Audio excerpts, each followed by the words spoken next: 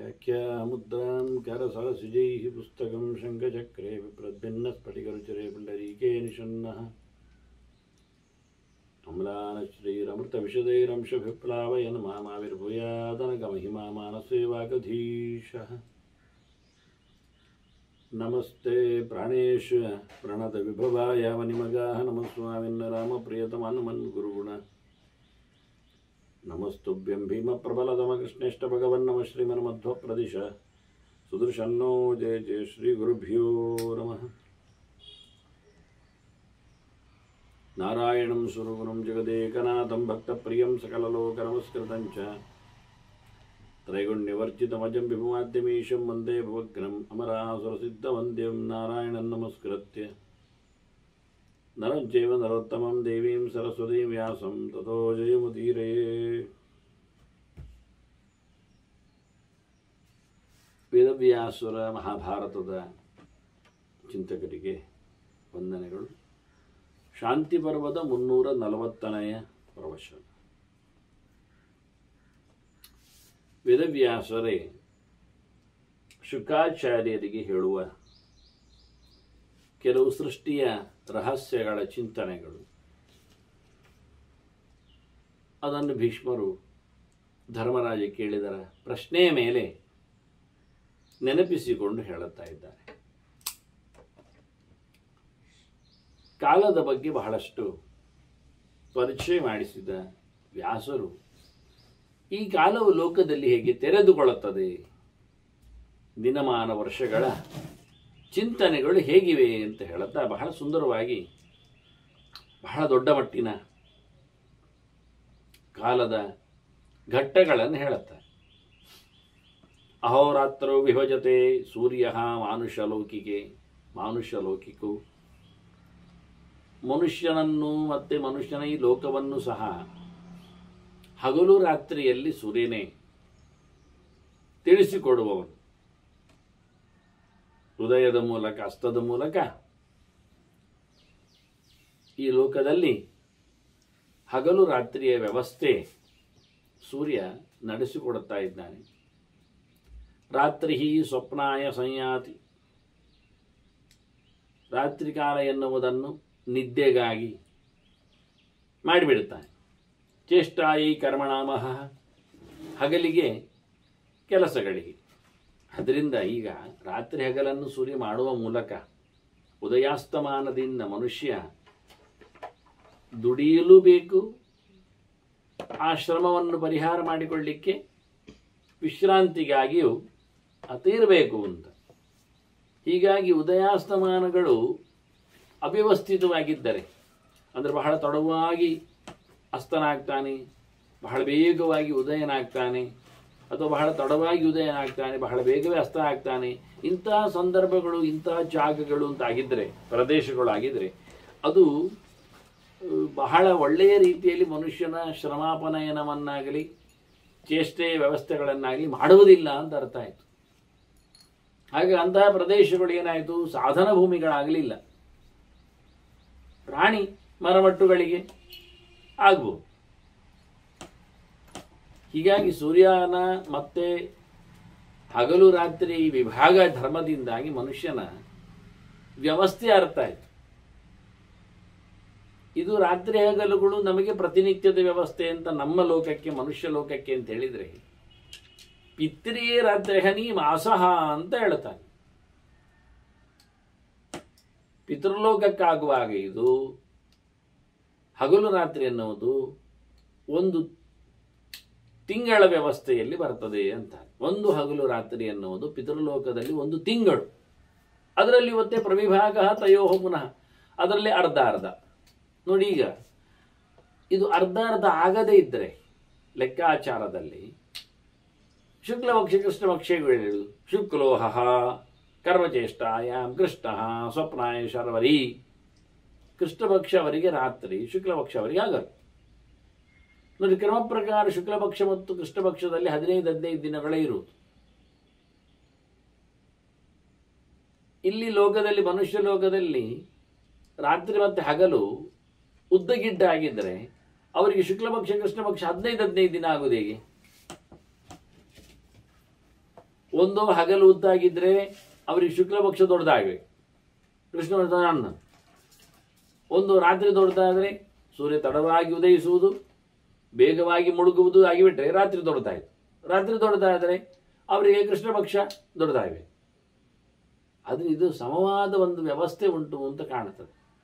ಆ ವ್ಯವಸ್ಥೆಯಲ್ಲಿಯೇ ಲೋಕದ ಚಿಂತನೆ ಇರುವಿಕೆ. ಹಾಗಾಗಿ ಎಲ್ಲಿ ಸೂರ್ಯಾಸ್ತ ತಡ ಆಗ್ತದೋ, ತಡ ಅಂದರೆ ವಿಪರೀತ ತಡ, ಇದನ್ನು ಶಾಸ್ತ್ರ ಗುರುತಿಸಿದೆ. ಸ್ವಲ್ಪ ಹೆಚ್ಚು ಕಡಿಮೆಯನ್ನು ಗಮನಿಸಿದೆ.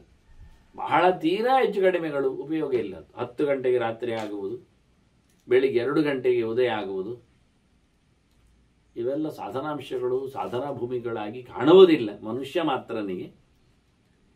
ಇನ್ನು ಜೀವ ವೈವಿಧ್ಯಗಳಲ್ಲಿ ಪ್ರಾಣಿಗಳಿಗೆ, ಮರಮಟ್ಟುಗಳಿಗೆ ಇದಲ್ಲೇನು ವಿಶೇಷ ಅಲ್ಲ. ಈಗ ದೈವಿಕವಾಗಿ ನೋಡಿಕೊಂಡಿದ್ದು ಪಿತೃಲೋಕಕ್ಕಾಯಿತು. ದೈವೇ ರಾತ್ರಿ ಹನೀಹಿ ಅಬ್ದಹ, ಅವರಿಗಾಗುವಾಗ ಹಗಲು ರಾತ್ರಿಗಳು ಅನ್ನುವಂಥದ್ದು ವರ್ಷದ ಲೆಕ್ಕಾಚಾರದಲ್ಲಿ ಹೋಗ್ತದೆ ಅಂತ ಹೇಳ್ತಾರೆ. ಇನ್ನು ವರ್ಷವನ್ನು ಹೇಳಿದ್ದಾರೆ 12 ಮಾಸಕ್ಕೆ 1 ವರ್ಷ ಅಂತ. ಹಾಗಾಗಿ ಅವರಿಗೆ ಇಡೀ ವರ್ಷವೇ ಒಂದು ರಾತ್ರಿಯ ಹಗಲಿನ ಹಾಗೆ. ಅದರಲ್ಲಿ ಮತ್ತೆ ಪರಿವಿಭಾಗ ತಯೋಪುನ, ಅದರಲ್ಲಿ ಮತ್ತೆ 2 ಭಾಗಗಳು. ಅಹಹ ತತ್ರ ಉದಗಾಯನ, ಉತ್ತರಾಯಣವರಿಗೆ ಹಗಲು, ರಾತ್ರಿ ಸ್ಯಾತ್ ದಕ್ಷಿಣಾಯನ, ರಾತ್ರಿವರೆಗೆ ದಕ್ಷಿಣಾಯನ. ಈಗ ಸೂರ್ಯನ ರಾತ್ರಿ ಅನ್ನುವುದು ಸಣ್ಣದಾಗಿ ಬಿಟ್ಟರೆ ದಕ್ಷಿಣಾಯನ ಸಣ್ಣದಾಗಬೇಕಾಗ್ತದೆ. ಸೂರ್ಯನ ಹಗಲು ಸಣ್ಣದಾದರೆ ಉತ್ತರಾಯಣ ಸಣ್ಣದಾಗಬೇಕಾಗ್ತದೆ. ಇದು ಕ್ರಮ ಪ್ರಕಾರ 6 ತಿಂಗಳಲ್ಲಿ ಉತ್ತರಾಯಣ ದಕ್ಷಿಣಾಯನ ಉಂಟು. ಅದನ್ನು ಹೇಳಿಯಾಗಿತ್ತು ಅವರು ಈ ಭಾಗವನ್ನು. ಹೀಗಾಗಿ ಇದು ಅಧಿಕೃತವಾದ, ಇದು ದೇವಲೋಕದ ವಿಭಾಗಕ್ಕೆ ಅನುಗುಣವಾಗಿ ನೋಡಿಕೊಂಡ್ರೆ ದೇವಲೋಕದಲ್ಲಿ ಉತ್ತರಾಯಣ ದಕ್ಷಿಣಾಯನ ಹಗಲು ರಾತ್ರಿ ಆದರೆ ಒಂದೇ ಪ್ರಕಾರ ಉಂಟು. ಪಿತೃಲೋಕದಲ್ಲಿ ಅದು ಮತ್ತೆ ಶುಕ್ಲಪಕ್ಷ ಕೃಷ್ಣಪಕ್ಷ ಪ್ರತಿ ತಿಂಗಳಲ್ಲಿ ಹಗಲು ರಾತ್ರಿ ಅಂತ ಆಗಿಬಿಟ್ರೆ ಅದು ಸಮನಾಗಿಯೇ ಉಂಟು. ಶುಕ್ಲಪಕ್ಷ 15 ದಿವಸ ಉಂಟು, ಶನಿ ಇದು ಕೃಷ್ಣಪಕ್ಷ 15 ದಿವಸ ಉಂಟು. ಅಲ್ಲ, ಅದು ಕೃಷ್ಣಪಕ್ಷ ಅದು ಸ್ವಲ್ಪ ಉದ್ದ ಗಿಡ್ಡ ಉಂಟು ಅಂತ ಹೇಳುವ ಅಂದರೆ ಬಹಳಷ್ಟು ಇಲ್ಲ. ನಮಗೆ ಚಂದ್ರನಿಂದಾಗಿ ಶುಕ್ಲಪಕ್ಷ ಕೃಷ್ಣಪಕ್ಷ ಅರ್ಥ ಆಗ್ತದೆ.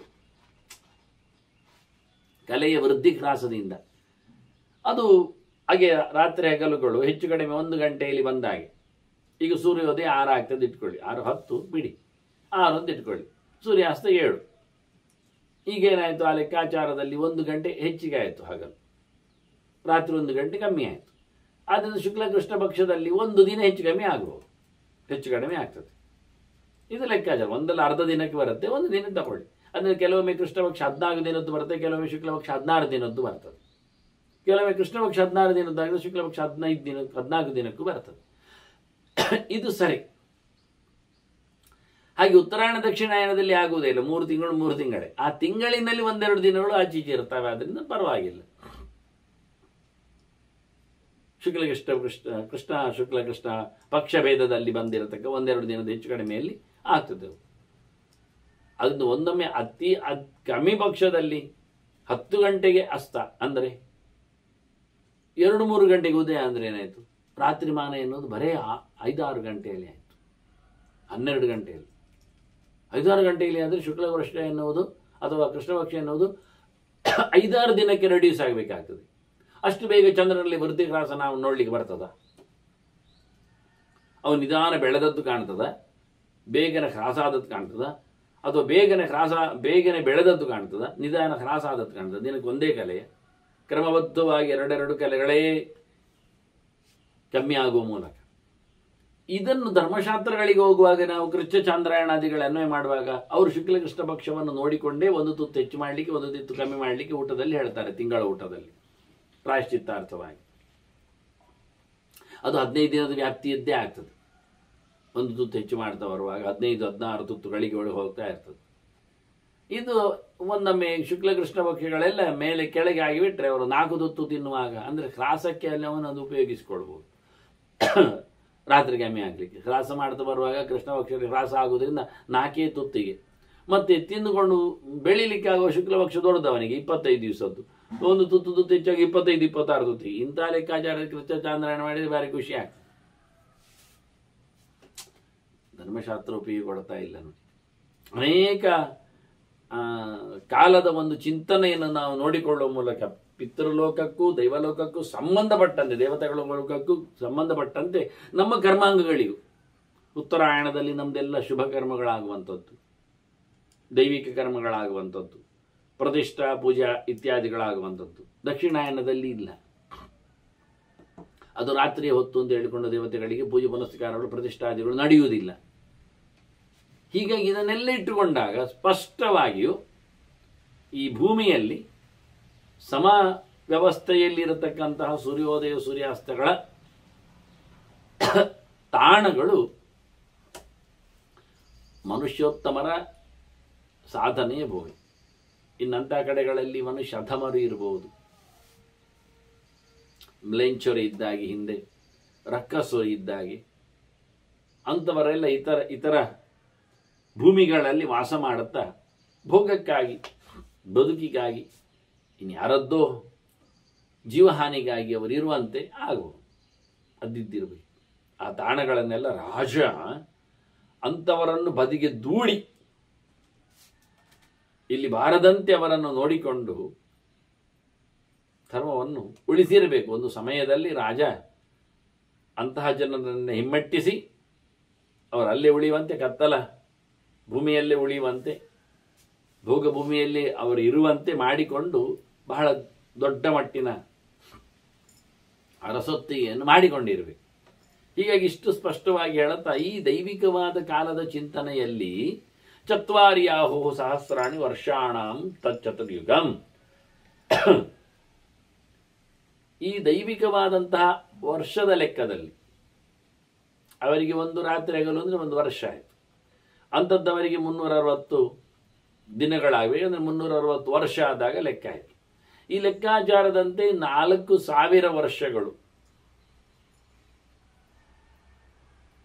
ಅದು ಮತ್ತೆ ಚತುರ್ಯುಗದ ಲೆಕ್ಕಾಚಾರದಲ್ಲಿ ಬಂದಾಗ ತಸ್ಯ ತಾವಶ್ಯತಿ ಸಂಧ್ಯಾ,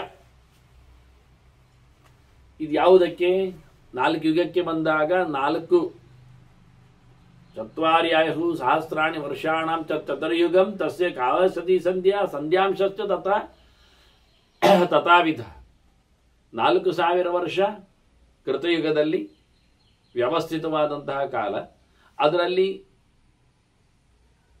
ಅಷ್ಟೇ ಲೆಕ್ಕಾಚಾರದ 100 ಅಂದರೆ 400 ವರ್ಷ ಸಂಧಿಕಾಲ, ಮತ್ತೆ 400 ವರ್ಷ ಸಂಧ್ಯಾಂಶ ಕಾಲ, ಆ ಸಂಧಿಗೆ ಅಂಶ ಸೇರಿಸುವಲ್ಲಿ ಕಾಲ. ಹೀಗಾಗಿ ಒಟ್ಟು 4800 ವರ್ಷಗಳು ದೈವಿಕವಾದ ಲೆಕ್ಕಾಚಾರದಲ್ಲಿ ಕೃತಯುಗಕ್ಕೆ ಬರುವುದು. ಇದರಲ್ಲಿ ಒಂದೊಂದು ಇತರೇಶು ಸಸಂಧ್ಯೇಶು, ಉಳಿದ 3 ಯುಗಗಳಲ್ಲಿ ಸಂಧ್ಯಾಂಶ ಸೇರಿಕೊಂಡಲ್ಲಿ ಸಂಧ್ಯಾಂಶೇಶು ತತಃ ತ್ರಿಷು ಏಕಾ ಅಪಾಯೇನ, ಒಂದು ಕಡಿಮೆ ಮಾಡಿ, ಸಂಯಾತಿ ಸಹಸ್ರಾಣಿ ಶತಾನಿತ, 1000ದಲ್ಲಿ ಒಂದು ಕಡಿಮೆ ಮಾಡಿ 100ನಲ್ಲಿ ಒಂದು ಕಡಿಮೆ ಮಾಡಿ ಅಂದ್ರೆ 4000ದಲ್ಲಿ ಕೃತಯುಗದಲ್ಲಿ ಒಂದು ಕಡಿಮೆ ಮಾಡಿದರೆ 3000 ವರ್ಷ ಎನ್ನುವುದು ತ್ರೇತಾಯುಗತ್ತು. ಮತ್ತೊಂದು ಕಡಿಮೆ ಮಾಡಿದರೆ 3ರಲ್ಲಿ ಒಂದೊಂದು ಕಡಿಮೆ ಮಾಡಲಿಕ್ಕೆ 2000 ವರ್ಷ ದ್ವಾಪರ ಯುಗತ್ತು. ಮತ್ತು 1000 ಕಡಿಮೆ ಮಾಡಿದರೆ 1000 ಕಲಿಯುಗತ್ತು. ಈ ಸಂಧ್ಯಾಂಶಗಳಲ್ಲಿಯೂ ಸಂಧಿಕಾಲದಲ್ಲಿಯೂ ಅಂಥದ್ದೇ 100ರಲ್ಲಿ ಒಂದು ಕಡಿಮೆ ಅಂತ ಹೇಳಿದರು. ನೋಡಿ ಹೇಳುವ ಲೆಕ್ಕಾಚಾರ. ಮೊದಲೇನು ಹೇಳಿದರು? ಅಷ್ಟೇ ಅಂತ ಹೇಳಿದರು. 4000 ಹೇಳುವಾಗ ಅದೇ ಸಂಖ್ಯೆಯನ್ನು ಇಟ್ಕೊಳ್ಳಿ 100ರಲ್ಲಿ ಅಂತ ಸಂಧ್ಯಾಂಶಗಳಲ್ಲಿ. ಹಾಗಾಗಿ 400 ನಾವು ಬಂದೆವು. ಈಗ ಒಂದು ಕಡಿಮೆ ಮಾಡಿದರೆ 300, ಮತ್ತೊಂದು ಕಡಿಮೆ ಮಾಡಿದರೆ 200, ಮತ್ತೊಂದು ಕಡಿಮೆ ಮಾಡಿದರೆ 100. ಹಾಗಾದರೆ ಕಲಿಯುಗದಲ್ಲಿ 1000 ವರ್ಷ 100 ಕೂಡಿಸು 100 ಸಂಧ್ಯಾಂಶಗಳಲ್ಲಿ, ಸಂಧಿಕಾಲಗಳಲ್ಲಿ. ದ್ವಾಪರ 2000 ವರ್ಷ ಆಚೆ ಈಚೆ 200. ತ್ರೇತಾಯುಗದಲ್ಲಿ 3000 ವರ್ಷ ಆಚೆ ಈಚೆ 300. ಕಲಿಯುಗದಲ್ಲಿ ಕೃತಯುಗದಲ್ಲಿ 4000 ವರ್ಷ ಆಚೆ ಈಚೆ 400. ಅಂದರೆ 4800, 3600, 2400, 1200 ಎನ್ನುವುದು ಯುಗದ ಲೆಕ್ಕ. ಈಗ ದೇವರಿಗೆ ಇದು ಯಾಕೆ ಹೀಗೆ ಬಿಡಿಸಿ ಹೇಳಬೇಕು? ನೀವು ಹೇಳಿದಾಗೆ 1200, 2400, 3600, 4800 ಹೇಳ್ಬೋದಲ್ಲ ಕೇಳಿದರೆ, ಭಗವಂತ ಅವನು 3 ಯುಗದಲ್ಲಿ ಮಾತ್ರ ಬರುವುದು. ಯುಗತ್ರಯ ಅವತಾರವನ ತ್ರಿಗಹೂತಿ ಅಂತ ಅನುದ್ಭೂಷ, ಆದ್ದರಿಂದ ಅವನು ಬರುವುದಿಲ್ಲ, ಕಲಿಯುಗದಲ್ಲಿ ಬರುವುದಿಲ್ಲ. ಮತ್ತೆ ಕಲಿಯುಗದಲ್ಲಿ ಬರುವುದಿಲ್ಲ ಹೇಳಿದರೆ ಮತ್ತೆ ದೇವರು ಬುದ್ಧ ಅವತಾರನಾಗಿ ಬರಲಿಲ್ವಾ ಕೇಳಿದರೆ, ಬುದ್ಧ ಬಂದದ್ದು ಕಲಿಯುಗದಲ್ಲಿ ನೇರ ಅಲ್ಲ, ಇನ್ನು ಕಲಿಯುಗ ಶುರು ಆಗಲಿಲ್ಲ, ಸಂಧಿಕಾಲದಲ್ಲಿ ಬಂದದ್ದು. ಅದು ದ್ವಾಪರದ ಸಂಧಿ, ನಂತರದ ಸಂಧಿ, ಕಲಿಯ ಆರಂಭದ ಸಂಧಿ, ಅದು ಲೆಕ್ಕಕ್ಕೆ ಸೇರುವುದಿಲ್ಲ. ಕಲಿಯ ಡೈರೆಕ್ಟ್ 1000 ವರ್ಷ ಎನ್ನುವುದು ಮಧ್ಯ ವರ್ಷ. ಅದು ಬಿಟ್ಟು ಉಳಿದ ಆಚೀಚಿನ ಸಂಧಿಯ 100 ವರ್ಷ ಅದು ಲೆಕ್ಕಕ್ಕೆ ಬಂದರೆ 36,000 ಇಚ್ಚೆ 36,000 ಅದು ಬಿಡಬೇಕು ನಮ್ಮ ಮಾನುಷ ಲೆಕ್ಕಾಚಾರದಲ್ಲಿ. ಅಂದರೆ ಕಲಿಯುಗ ಶುರುವಾಗಿ 36,000 ವರ್ಷದವರೆಗೆ ಅದು ಸಂಧಿಕಾಲ ಅಂತ ಅರ್ಥ. ಆಗ ಬರಬಹುದು. ಹೀಗೊಂದು ಲೆಕ್ಕಾಚಾರದ ವ್ಯವಸ್ಥೆ. ಇನ್ನು ಕೊನೆಯ ಸಂಧಿಕಾಲದಲ್ಲಿ ಕಲ್ಕಿ ಬರುವಂಥದ್ದು ಕಲಿಯುಗ. ಈ ಲೆಕ್ಕಾಚಾರದಲ್ಲಿ ಭಗವಂತನ ಅವತಾರಗಳ ಚಿಂತನೆ ಇರಲಿಕ್ಕೆ ಹೋಗಿ ಯುಗವನ್ನು ಸ್ಪಷ್ಟವಾಗಿ 1000ದ ಲೆಕ್ಕಾಚಾರದಲ್ಲಿ ಎಲ್ಲಿಬಿಟ್ಟಿದ್ದಾರೆ. ಇದು ಮುಖ್ಯವಾದಂತಹ ಕಥೆ, ವಾಸ್ತವವಾದ ಲೆಕ್ಕಾಚಾರದ ವ್ಯವಸ್ಥೆ. ಇದಿಷ್ಟು 4 ಯುಗಗಳ ಲೆಕ್ಕ. ಒಟ್ಟು 12,000 ಆಗ್ತದೆ ಈಗ ಲೆಕ್ಕ ಮಾಡಿದ್ದು. 4, 5, 6, 7, 8, 9, 10 ಮತ್ತೆ 800ಕ್ಕೆ 200, 11, 600ಕ್ಕೆ 400, 1000, 12. ಹೀಗೆ 12,000 ವರ್ಷಗಳು ಒಟ್ಟಿಗೆ 4 ಯುಗಗಳ ಲೆಕ್ಕಾಚಾರಗಳು. ಏತಾನಿ ಶಾಶ್ವತಾನ್ ಲೋಕಾನ್ನು ಧಾರಯಂತಿ ಸನಾತನಾನ್. ಇಲ್ಲಿ ಕಾಲಗಳ ಲೆಕ್ಕಾಚಾರ ಇಷ್ಟು ದೊಡ್ಡ ಮಟ್ಟಿನಲ್ಲಿ ಇದೆ. ಎಲ್ಲ ಲೋಕಗಳ ಧಾರಣೆಯಲ್ಲಿ ಈ ಕಾಲ ನಿಂತಿದೆ. ಕಾಲ ಪ್ರತಿಯೊಂದು ಕಡೆಯಲ್ಲಿ ಲೆಕ್ಕವನ್ನು ಹೇಳುತ್ತಾ ಹೋಗ್ತದೆ. ಏತದ್ ಬ್ರಹ್ಮವಿದಾಂತಾತ ವಿದಿತಂ ಬ್ರಹ್ಮ ಶಾಶ್ವತ. ಇದು ಭಗವಂತನಂತೆಯೇ ಒಂದು ಕಾಲ ಜಡವಾದದ್ದು, ಅದಕ್ಕೆ ಅಭಿಮಾನಿಯಾಗಿ ಭಗವಂತನೇ ಇರ್ತಾನೆ. ಕಾಲೋಸ್ಮೆ ಲೋಕ ಕ್ಷಯಕೃತ್ ಪ್ರವೃದ್ಧ ಅಂದಿದ್ದಾನೆ. ಹೀಗಾಗಿ ತಿಳಿದವರು ಈ ಕಾಲದ ದೀರ್ಘತನವನ್ನು ಬಹಳ ಸ್ಪಷ್ಟವಾಗಿ ಹೇಳುತ್ತಾರೆ. ಈ ಕಾಲಘಟ್ಟಗಳಲ್ಲಿ ಬಹಳ ವಿಚಿತ್ರವಾಗಿರತಕ್ಕಂತಹ ಧರ್ಮಗಳ ವ್ಯವಸ್ಥೆಗಳು. ಚತುಷ್ಪಾತ್ ಸಕಲೋ ಧರ್ಮ ಸತ್ಯಂಚೈವ ಕೃತೆ ಯುಗೆ. ಕೃತಯುಗದಲ್ಲಿ 4 ಕಾಲಿನಲ್ಲಿಯೂ ಧರ್ಮ ಇತ್ತು. 4 ಕಾಲ ಅಂದರೆ ಫುಲ್ ಅಂತ ಅರ್ಥ, ಪಾದ ಅಂದರೆ ಕಾಲು ಅಂತ ಅರ್ಥ ಬರುವುದರಿಂದ ಪೂರ್ತಿ ಧರ್ಮವು ಕೃತಯುಗದಲ್ಲಿ ಆವರಿಸಿತ್ತು. ಸತ್ಯವೂ ಅಲ್ಲಿತ್ತು. ಹಾಗಾಗಿ ಯಾರಲ್ಲಿಯೂ ಅಪ್ರಾಮಾಣಿಕತೆ ಇಲ್ಲ, ಮೋಸ ಇಲ್ಲ, ಕಪಟ ಇಲ್ಲ. ಅಷ್ಟು ಸ್ಪಷ್ಟವಾದಂತಹ ಆಚರಣೆ ಧರ್ಮದ್ದೇ ಇದ್ದು ಅಧರ್ಮಾದಿಗಳು ನಡೀಲಿಲ್ಲ. ಸತ್ಯಂ ಶೌಚಂ ತಥಾಯುಶ್ಚ ಧರ್ಮಶ್ಚ ಅಪೈತಿ ಪಾದಶಃ. ಮುಂದೆ ಇತರೇಶು. ವಾಸ್ತವವಾಗಿ ಬಹಳ ಸ್ಪಷ್ಟವಾದಂತಹ ಧರ್ಮದ ಚಿಂತನೆ ಪೂರ್ಣ ಪ್ರಮಾಣದಲ್ಲಿ ಕೃತಯುಗದಲ್ಲಿ ಇದ್ದಿದ್ದರೆ ಮುಂದಿನ ಯುಗಗಳು ವಾಸ್ತವವಾಗಿ ಬಂದಾಗ, ತ್ರೇತಾಯುಗ ಬಂದಾಗ, ಅಲ್ಲಿ ಯಾವನೊಬ್ಬನು ಕೃತಯುಗದಲ್ಲಿದ್ದಾಗ ಅಧರ್ಮಗಳನ್ನು ಮಾಡ್ತಾ ಇರಲಿಲ್ಲ. ನಾಧರ್ಮೇಣಾಗಮಃ ಕಶ್ಚಿತ್ ಯುಗೇ ತಸ್ಮಿನ್ ಪ್ರವರ್ತತೆ. ಯಾವನೊಬ್ಬನು ತನ್ನ ಕೃತಯುಗದಲ್ಲಿ ಅಧರ್ಮವನ್ನು ಆಕ್ರಮಿಸ್ತಿರಲಿಲ್ಲ, ಧರ್ಮವನ್ನು ಅತಿಕ್ರಮಿಸ್ತಿರಲಿಲ್ಲ. ಇತರೇಷು ಆಗಮಾದ ಧರ್ಮ ಪಾದಶಃ ಅವರೋಪ್ಯತೆ.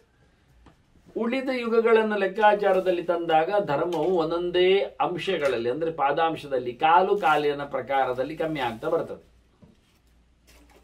ತ್ರೇತಾಯುಗದಲ್ಲಿ 1 ಪಾದ ಕಮ್ಮಿ ಆಯಿತು ಅಂದರೆ 3/4 ಧರ್ಮ ನಡೀತದೆ, ಮತ್ತೆ 1/4 ವಾಸಿ ಅಧರ್ಮ. ದ್ವಾಪರದಲ್ಲಿ 1 ಪಾದ ಹ್ರಾಸ ಆಗ್ತದೆ, ಅರ್ಧ ಧರ್ಮ ಆಗ್ತದೆ, ಅರ್ಧ ಅಧರ್ಮ ಆಗ್ತದೆ. ದ್ವಾಪರದಲ್ಲಿ ಅರ್ಧಕ್ಕರ್ಧ ಧರ್ಮ ಅಧರ್ಮ. ಕಲಿಯುಗಕ್ಕೆ ಬಂದಾಗ ಮತ್ತೂ 1 ಪಾದ ಅದರದ್ದು ಕಮ್ಮಿ ಆಗ್ತದೆ, ಅಂದರೆ 1/4 ವಾಸಿ ಧರ್ಮ ಮತ್ತೆ 3/4 ವಾಸಿ ಅಧರ್ಮ. ಅಂದರೆ ಇನ್ನೊಂದು ರೀತಿಯಿಂದ ನಾನು ಹೇಳೋದಾದರೆ, ಕಲಿಯುಗದಲ್ಲಿ 1/4 ವಾಸಿ ಜನರು ಧರ್ಮ ಮಾಡ್ತಾರೆ, 3/4 ವಾಸಿ ಜನರು ಅಧರ್ಮ ಮಾಡ್ತಾರೆ ಅಂತ. ಅವರ ಆಚರಣೆಗಳಲ್ಲಿ ಅಧರ್ಮವೇ ತಾಂಡವವಾಡ್ತದೆ. 1/4 ಅದು ಯಾರು ಅಂತ ನೀವೇ ಲೆಕ್ಕ ಹಾಕೊಳ್ಳಿ ಅಷ್ಟು. ಆ 1/4 ಅಲ್ಲಿ ನಾವು ಸೇರ್ತೇವೋ ಇಲ್ಲವೋ, ನಾವು ಸೇರಬೇಕೋ ಬೇಡವೋ, ಅಂದರೆ ಆ ಯುಗಕ್ಕೆ ನೀವು ಕೊಡಬೇಕಾದ ಕಾಂಟ್ರಿಬ್ಯೂಷನ್, ಕೊಡುಗೆ. ಕಲಿಯುಗದಲ್ಲಿ 3/4 ಭಾಗ ಅಧರ್ಮ ಇರ್ಲಿಕ್ಕೆ ಹೋಗಿ ನಾನು ಅದರಲ್ಲೇ ಸೇರ್ತೇನೆ ಎಂದು ನೀವು ಅಧರ್ಮದ ಜಾಡನ್ನು ಹಿಡ್ಕೊಂಡು ಹೋದರೆ ಮುಂದೆಯೂ ನೀವು ಅದೇ ಯುಗದಲ್ಲಿ ಹುಡ್ತೀರಿ, ಮುಂದೆ ಅದನ್ನೇ ನಡೆಸ್ತೀರಿ.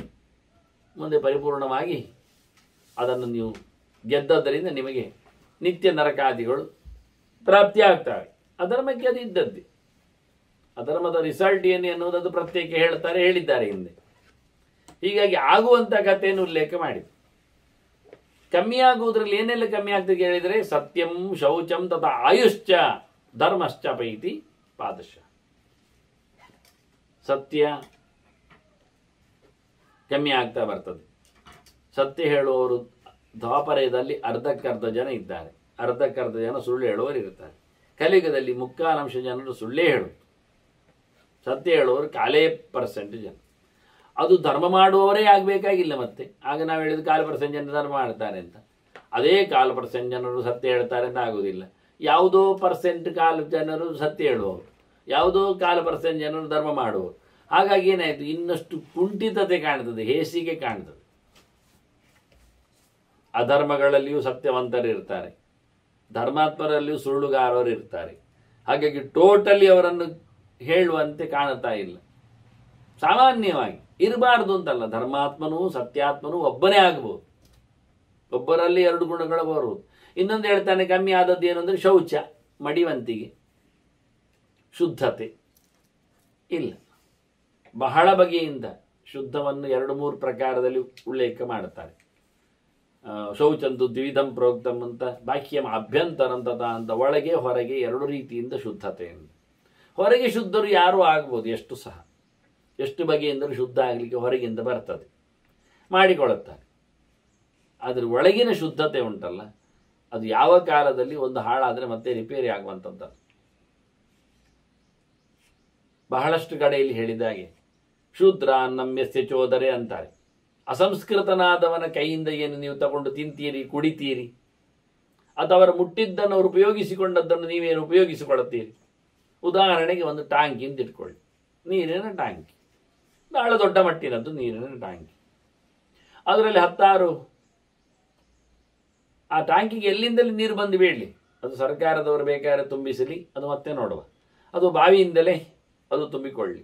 ಅದು ಹೊರಗೆ ಬರುವಾಗ ಟ್ಯಾಪಲ್ಲಿ ಎಲ್ಲರ ಕೈಗೂ ಬರ್ತದೆ, ಅದನ್ನೆಲ್ಲರೂ ಮುಟ್ಟಬಾರ್ದು. ಕೈ ತೊಳೆಯುವವರು ಎಲ್ಲರೂ ಮುಡುತ್ತಾರೆ, ಮಕ್ಕಳು ಮುಡುತ್ತಾರೆ, ರೋಗಿಗಳು ಮುಡುತ್ತಾರೆ, ಮತ್ತು ಇತರರು ಕೈ ತೊಳಿಲಿಕ್ಕೆ ಇರಲಿಕ್ಕೆ ಹೋಗಿ ಊಟ ಮಾಡಿದವರೆಲ್ಲರೂ ಅದರಲ್ಲಿ ಬಂದು ಹೇಗೆ ಕೈ ತೊಳಿತಾರೆ ಕೇಳಬೇಡಿ. ಕೆಲವರು ಅದೇ ಕೈಯಲ್ಲಿ ಟ್ಯಾಪನ್ನು ತಿರುಗಿಸಿ ಅದೇ ಕೈಯಲ್ಲಿ ತೊಳೆದು ಹೋಗಿ, ಹಾಗೆ ಇನ್ನೊಂದು ಕೈಯಲ್ಲಿ ಪರ್ಸು, ಕೊಡೆ ಎಲ್ಲ ಇರ್ತದೆ ಮಾರೆ, ನೀವು ಅಳುವುದು ಬೇಡ, ಚೀಲ ಎಲ್ಲ ಇರ್ತದೆ. ಇನ್ನು ಕೆಲವರ ಕೈಯಲ್ಲಿ ಮಗುವೇ ಇದ್ದಿರ್ತದೆ. ಹಾಗಾಗಿ ಅಂಥವರು ಯಾವ ನೆಲೆಯಲ್ಲಿ ತೊಳ್ಕೊಳ್ಬೇಕು, ಇನ್ನವರು ಬಿಡುವುದಿಲ್ಲ. ಕೆಲವು ನಳ್ಳಿಗಳೆಲ್ಲ ತಿರುಗಿಸದೆ ನೀರು ಬರುವುದಿಲ್ಲ, ಕೆಲವು ಒತ್ತದೇ ನೀರು ಬರುವುದಿಲ್ಲ, ಹಾಗೆಲ್ಲ ಸಮಸ್ಯೆಗಳಿರ್ತವೆ ನಳ್ಳಿಯಲ್ಲಿ. ಹಾಗಾಗಿ ಅವರು ಅದನ್ನು ಬಲಾತ್ಕಾರದಲ್ಲಿ ಥ್ರೆಡ್ಡಿಂಗ್ ಮಾಡಬೇಕಾಗ್ತದೆ. ನಿಲ್ಲಿಸದೆ ಹೋಗುವವರಿದ್ದಾರೆ, ಅವರು ಬಹಳ ಏನು ಹೇಳುವ ಉದಾರಿಗಳು, ಇನ್ನೊಬ್ಬರಿಗೆ ಸಹಾಯ ಮಾಡಿದ್ದು ಹೇಳ್ತಾರೆ. ಹಿಂಬದಿಯಲ್ಲಿ ಯಾರು ಕೈ ತೊಳಿಲಿಕ್ಕೆ ಇರುವುದಿಲ್ಲ ಉದಾರತನಕ್ಕೆ, ಇರಲಿ ಬಿಡಿ, ಇನ್ನೊಬ್ಬ ಯಾವನಾದರೂ ಪುಣ್ಯಾತ್ಮ ಅದನ್ನು ನೋಡಿ ನಿಲ್ಲಿಸಿ ಅನ್ನಿಟ್ಗಳು. ಆದರೆ ಬಿಡಬೇಕಲ್ಲ, ಥ್ರೆಡ್ ಮಾಡಬೇಕಲ್ಲ, ನೀರು ಭರಿಸಬೇಕಲ್ಲ. ಹಾಗಾಗಿ ಅದೇ ಕೈಯಲ್ಲಿ ಉಂಡ ಕೈಯಲ್ಲೇ ತರ್ತಾರೆ ಅವರು.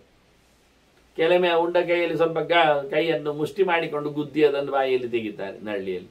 ಯಾಕೆಂದರೆ ಎದುರಲ್ಲಿ ತಿಂದದ್ದಲ್ಲ, ನಾನು ಹಿಂಬದಿಯಲ್ಲಿ ಏನಲ್ಲಲ್ಲ ಹೇಳಿ, ಹಿಂಬದಿಯೇನಾಗಲಿಲ್ಲ ಹೇಳಿಕೊಂಡು ಕೈಯ ಹಿಂಬದಿಯಿಂದ ಎಡಕ್ಕೆ ಅವರದ್ದು ರೆಸ್ಟಲ್ಲಿದ್ದರೂ ಅದನ್ನು ಉಪಯೋಗಿಸಿಕೊಳ್ಳುವುದಿಲ್ಲ. ಮತ್ತೆ ನಾನಾಗಿ ಹೇಳಿದೆ, ಪರ್ಸು, ಕೊಡೆ ಇಲ್ಲ, ಚೀರ, ಮಗು ಎಲ್ಲ ಇದ್ದಾಗ ಆಗುವುದಿಲ್ಲ. ಇದು ಆಗುವುದಾದರೂ ಕೆಲವರು ಇದೇ ಕೈಯಲ್ಲಿ ಅದನ್ನು ತಿರುಗಿಸಿ ಹೋಗ್ತಾರೆ. ಅದೇ ಮತ್ತೆ ಕೆಲವರು 1-2 ಬೆರಳಲ್ಲಿ ಆಟ ಆಡ್ತಾರೆ, ಅದು ಕೈಯಲ್ಲೆಲ್ಲ ಹಿಡಿಲಿಲ್ಲ ಹೇಳಿಕೊಂಡು ಕೈದ್ದದೇನು ದೊಡ್ಡ ಸಂಗತಿ ಅಲ್ಲ ಅಂತ. ಅದೇ ಚಮಚದಲ್ಲಿ ತಿಂದವರಿಗೆ ಅದರ ಸಮಸ್ಯೆ ಇಲ್ಲ ಹೇಳಿಕೊಳ್ಳಿಕ್ಕೆ. ಹೋಟೆಲ್ಗಳಲ್ಲೆಲ್ಲ ಚಮಚ ಸಂಸ್ಕೃತಿ ಇರಲಿಕ್ಕೆ ಹೋಗಿ ಅವರು ಕೈ ತೊಳೆಯುವ ಸಮಸ್ಯೆಗೆ ಬರೋದಿಲ್ಲ, ಕೈ ತೊಳೆದಾದರೂ ರೀಫ್ರೆಶ್ ಅನ್ನೋ ನೆಲೆಯಲ್ಲಿ ಹೇಳುತ್ತಾರೆ. ಇಷ್ಟೆಲ್ಲ ನಾನು ಮಾತಾಡಿದ ಯಾಕೆ ಕೇಳಿದರೆ, ಆ ನಳ್ಳಿಯನ್ನು ಮುಟ್ಟಿದವರು ಯಾರೂ ಸಹ ಪೂರ್ಣವಾದ ಸಂಸ್ಕಾರವಂತರಾಗಿ ಇಲ್ಲದೇ ಇರಲಿಕ್ಕೆ ಹೋಗಿ ಅದರಲ್ಲಿರತಕ್ಕ ನೀರುಗಳು ಪೂರ್ತಿ ಅಶುದ್ಧಗಳೇ. ಯಾರ್ಯಾರು ಮುಟ್ಟಿದ ನೀರುಗಳನ್ನೇ ಬಾವಿಗಳಿಗೆ ಹಾಕ್ಕೊಳ್ಬೇಕು, ಕೈಕಾಲು ತೊಳ್ಕೊಳ್ಳಿಕ್ಕೆ ಉಪಯೋಗಿಸಬೇಕು.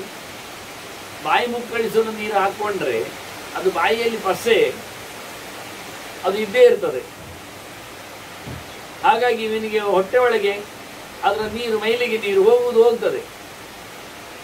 ಮತ್ತೆ ಅಡುಗೆಯೇ ಟ್ಯಾಂಕಿಯಲ್ಲಿ ಮಾಡಿರುವಾಗ ಹೇಳುವಾಗಿಲ್ಲ, ನಾನು ಅದನ್ನು ತಿಳಿಸುವಂತೆ ಎಲ್ಲ ಯೋಚನೆ ಮಾಡುವ ಹಾಗೆ ಇದೆ. ಟ್ಯಾಂಕಿ ನೀರಿನಿಂದ ಅಡುಗೆ ಇತ್ಯಾದಿಗಳಾದರೆ ಎಲ್ಲವೂ ಸಹ ಅಸಂಸ್ಕೃತರ ಸಂಸ್ಪರ್ಶಕ್ಕೊಳಗಾದ ನೀರುಗಳೇ ಆಗಿರ್ತವೆ. ಇದರಿಂದ ಒಳಗಿನ ಶೌಚದ ಬಗ್ಗೆ ಹೆಚ್ಚು ಮಾತಾಡುವ ಹಾಗೆ ಇಲ್ಲ ನಾವು. ಅದರಿಂದ ಯಾರನ್ನು ನಾವು ಕಲಿಯುಗದಲ್ಲಿ ಮಡಿವಂತ ಅಂತ ಹೇಳಬಹುದು. ಇನ್ನು 3ನೇ ಅಂಶದಲ್ಲಿ ಅರ್ಥಶೌಚ ಅಂತ ಕರೀತಾರೋ. ನೀನು ಹೇಗೆ ತಿನ್ನು, ಏನೇ ತಿನ್ನು, ಯಾರ ದುಡ್ಡಿನದ್ದು ತಿಂದೆ, ಎಲ್ಲಿದ್ದು ಕಬಳಿಸಿದ್ದು, ಪ್ರಾಮಾಣಿಕವಾದ ದುಡ್ಡು ಇತ್ತ, ನಿನ್ನಲ್ಲಿ ದ್ರವ್ಯ ಸಂಗ್ರಹ ಇತ್ತ, ಆದ್ದರಿಂದ ನಿನ್ನ ಮಡಿವಂತಿಕೆ ಸತ್ತಿತು ಅಂತೇಳಿ ದ್ರವ್ಯದ ಶುದ್ಧಿ ಇದರ ನೆಲೆಯಲ್ಲಿ ಮನುಷ್ಯನ ಶುದ್ಧತೆಯನ್ನು ಉಲ್ಲೇಖ ಮಾಡುತ್ತೆ. ಅದನ್ನ ಕಲಿಯುಗದಲ್ಲಿ ಅದು ಹೋಗಿದೆ. ಧರ್ಮ ಮಾಡುವವ, ಸತ್ಯ ಹೇಳುವವ ಮಡಿವಂತನಾಗಿರಬೇಕು ಅಂತ ನಿಯಮ ಇಲ್ಲ. ಯಾಕೆಂದರೆ ಸಾರ್ವಜನಿಕ ಮೌಲ್ಯವಾದದ್ದು ಕೆಲವೊಮ್ಮೆ ಸತ್ಯ ಆಗ್ತದೆ. ಹಾಗಾಗಿ ಧರ್ಮನಿಷ್ಠನಲ್ಲಿ ಬರುವುದಿಲ್ಲ. ಶುಚಿರ್ಭೂತನಾದವನಂದಾಗ ಹೊರಗಿನ ಕಥೆಯನ್ನು ಮಾತ್ರ ಯೋಚನೆ ಮಾಡ್ತಾನೆ, ಉಳಿದದ್ದು ಅರ್ಥ ಆಗುವುದಿಲ್ಲ. ಇನ್ನೂ ಒಂದು ಹೇಳಿಬಿಟ್ರೆ ಅವರು ಆಯುಷ್ಯ ಅಂತ ಹೇಳಿ ಕ್ರಾಸ್ ಆಗುವುದರಲ್ಲಿ ಏನು ಸೇರಿದೆ ಅಂದರೆ ಯುಗಕ್ಕೆ ಬಂದಾಗೆ ಬದುಕಿನ ದಿನಗಳು ಕಮ್ಮಿ ಆಗ್ತಾ ಇವೆ ಅಂತ, ಆಯುಷ್ಯವು ಕಮ್ಮಿ ಆಗ್ತಾ ಇದೆ ಅಂತ ಹೇಳಿ. ಹಾಗಾದ್ರೆ ಎಷ್ಟು ಆಯುಷ್ಯ ಇತ್ತು ಅದೆಲ್ಲ ಬೇಕಲ್ಲ, ಹೇಳಲಿಲ್ಲಲ್ಲ, ಅದು ಗೊತ್ತಾಗಬೇಕಲ್ಲ ಕೇಳಿದ್ರೆ ಅವ್ರು ಹೇಳ್ತಾರೆ ಚೌರ್ಯಕ ಅನೃತ ಮಾಯಾವಿಹಿ ಅಧರ್ಮಶ್ಚ ಉಪಜೀಯತೆ. ಧರ್ಮ ಬೆಳೆಯುವುದು ಹೇಗೆ ಎಂದು ನಾನು ಹೇಳಬೇಕಾಗಿಲ್ಲ. ಯಜ್ಞದಾನ ತಪಕರ್ಮ ನತ್ಯಾಜ್ಯಂಕಾರಿ ಮೇಮತದ್ದು ಅಂತ ಹೇಳಿ ಕೃಷ್ಣ ಯಜ್ಞ, ದಾನ, ತಪಸ್ಸು ಅಂತ 3 ಮುಖವನ್ನು ಉಲ್ಲೇಖ ಮಾಡಿದ್ದಾನೆ. ತಪಸ್ಸು ಅಂತರ್ಯಾಗದ ಲೆಕ್ಕಾಚಾರದಲ್ಲಿ ಆಗುವಂಥದ್ದು. ಉಪವಾಸಾದಿಗಳು ತಪಸ್ಸಿನಲ್ಲಿ ಸೇರ್ತದೆ. ಚಿಂತನೆಯು ಗಟ್ಟಿಯಾಗಿ ಕೂತಿದೆ. ಆನಂತರ ದಾನದಿಂದ ಮತ್ತೊಬ್ಬರನ್ನು ಸಂತೋಷಗೊಳಿಸ್ಲಿಕ್ಕೆ ಇರ್ಲಿಕ್ಕೆ ಹೋಗಿ ತನ್ನದೇನು ಅದರಲ್ಲಿ ಬೆಳೆಯುವುದಿಲ್ಲ. ಆದ್ದರಿಂದ ಅದು ಮಧ್ಯಮ ವ್ಯವಸ್ಥೆ. ತಪಸ್ಸು ಅವನಿಗೆ ವೈಯಕ್ತಿಕ, ದಾನ ವೈಯಕ್ತಿಕ ಪುಣ್ಯದ ಲಾಭದ ಜೊತೆಯಲ್ಲಿ ಇನ್ನೊಬ್ಬರಿಗೆ ಅದರ ಉಪಕಾರ, ಯಜ್ಞ ತಾನೇ ಅದರಲ್ಲಿ ಇನ್ವಾಲ್ವ್ ಆಗಿಕೊಂಡು ಮಾಡುವ ಒಂದು ಬಗೆ.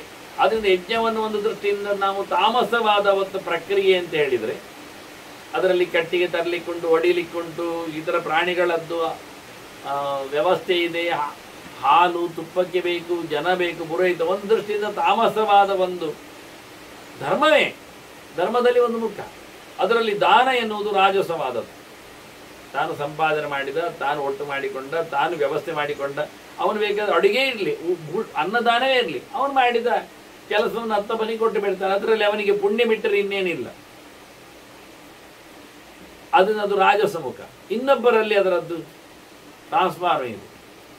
ತಪಸ್ಸಿನಲ್ಲಿ ಇನ್ನೊಬ್ಬರಿಗೆ ಕೊಡೋಕೆ ಪ್ರಶ್ನೆ ಇಲ್ಲ.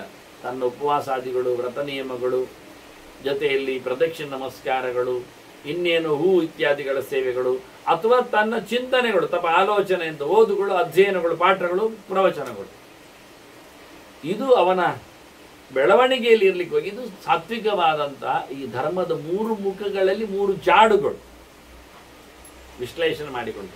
ಹಾಗೆ ಅಧರ್ಮದ 3 ಮುಖದಲ್ಲಿ 3 ಜಾಡುಗಳು. ಅಧರ್ಮ ಯಾವುದು? ಕಳ್ಳತನ, ಸುಳ್ಳು ಹೇಳುವುದು, ಮೋಸಗಾರಿಕೆ. ಇದು 3 ಅಧರ್ಮ ಅಂತಾರೆ ಮುಖ್ಯವಾಗಿ.